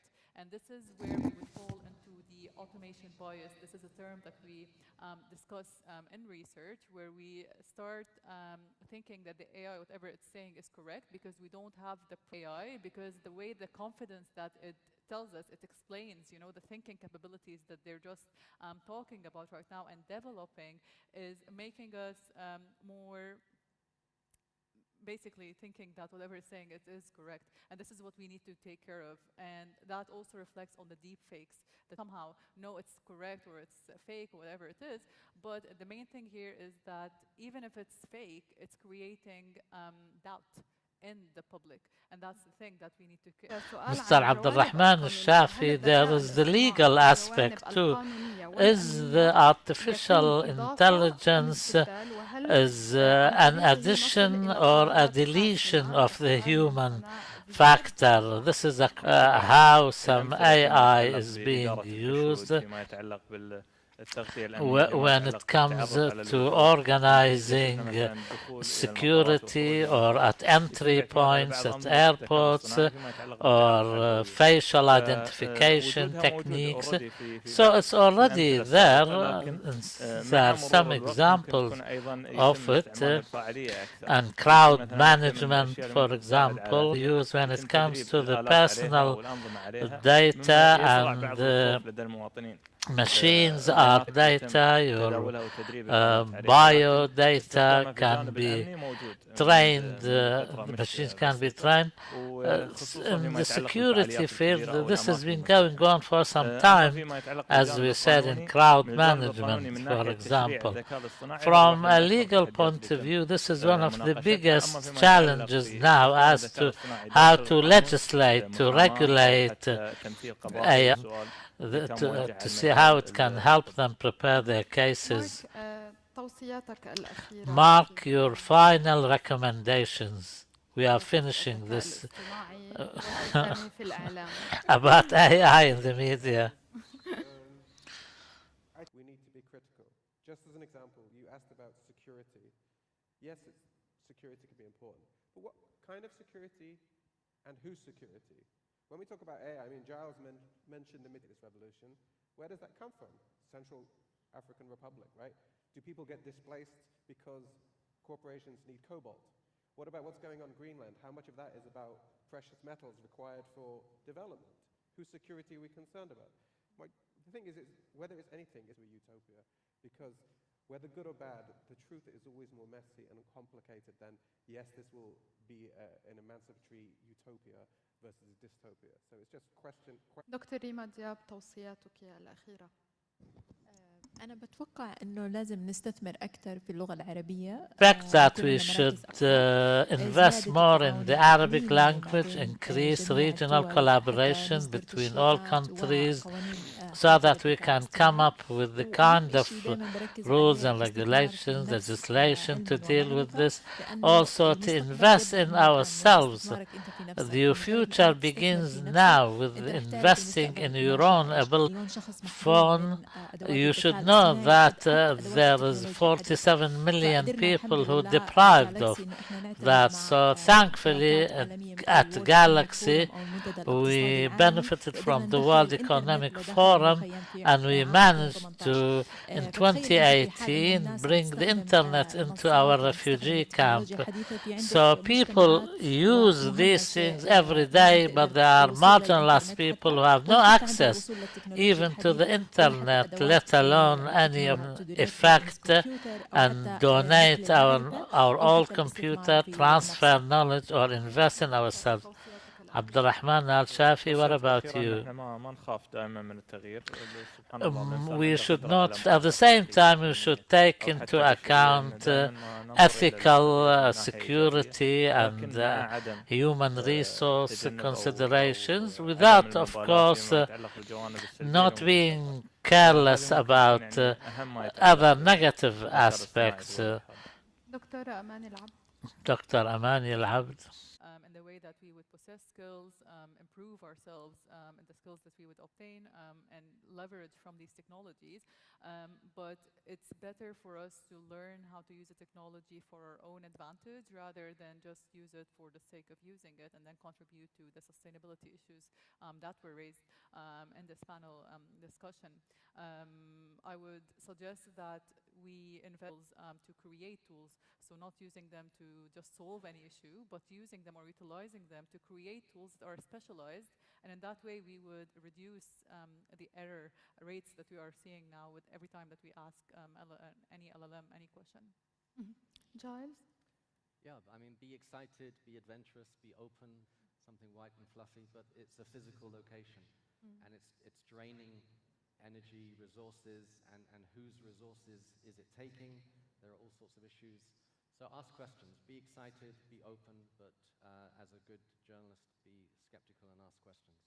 شكرا لك جايلز تراند جونز. Covering Climate Initiative founder, Dr. Amani Al-Abd from Doha Technology, Dr. Rima Diab, founder and head of Galaxy. Thank you all for being with us, and thank you to our audience. Please, now we invite the director of Al Jazeera Institute, Mrs. Iman Al-Amri, and the panelists today to come to the podium to take a group. You can join us on stage for a group photo.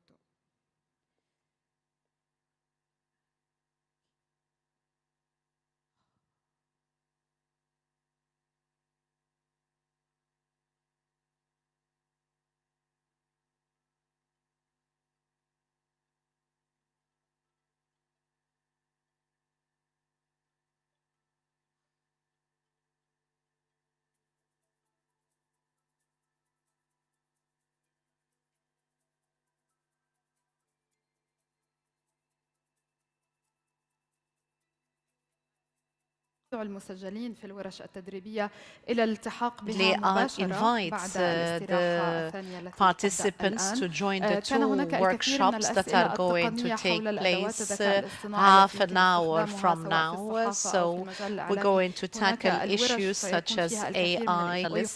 So the following session, one of them is going to be presented here by Abram Maldonado, where the participants would be able to check and see the different tools to be convened in Nakhil Hall by Mohammed Ajaz, who is going to talk about the use of AI in Al Jazeera, opportunities and risks. We've come to the end of this conference entitled AI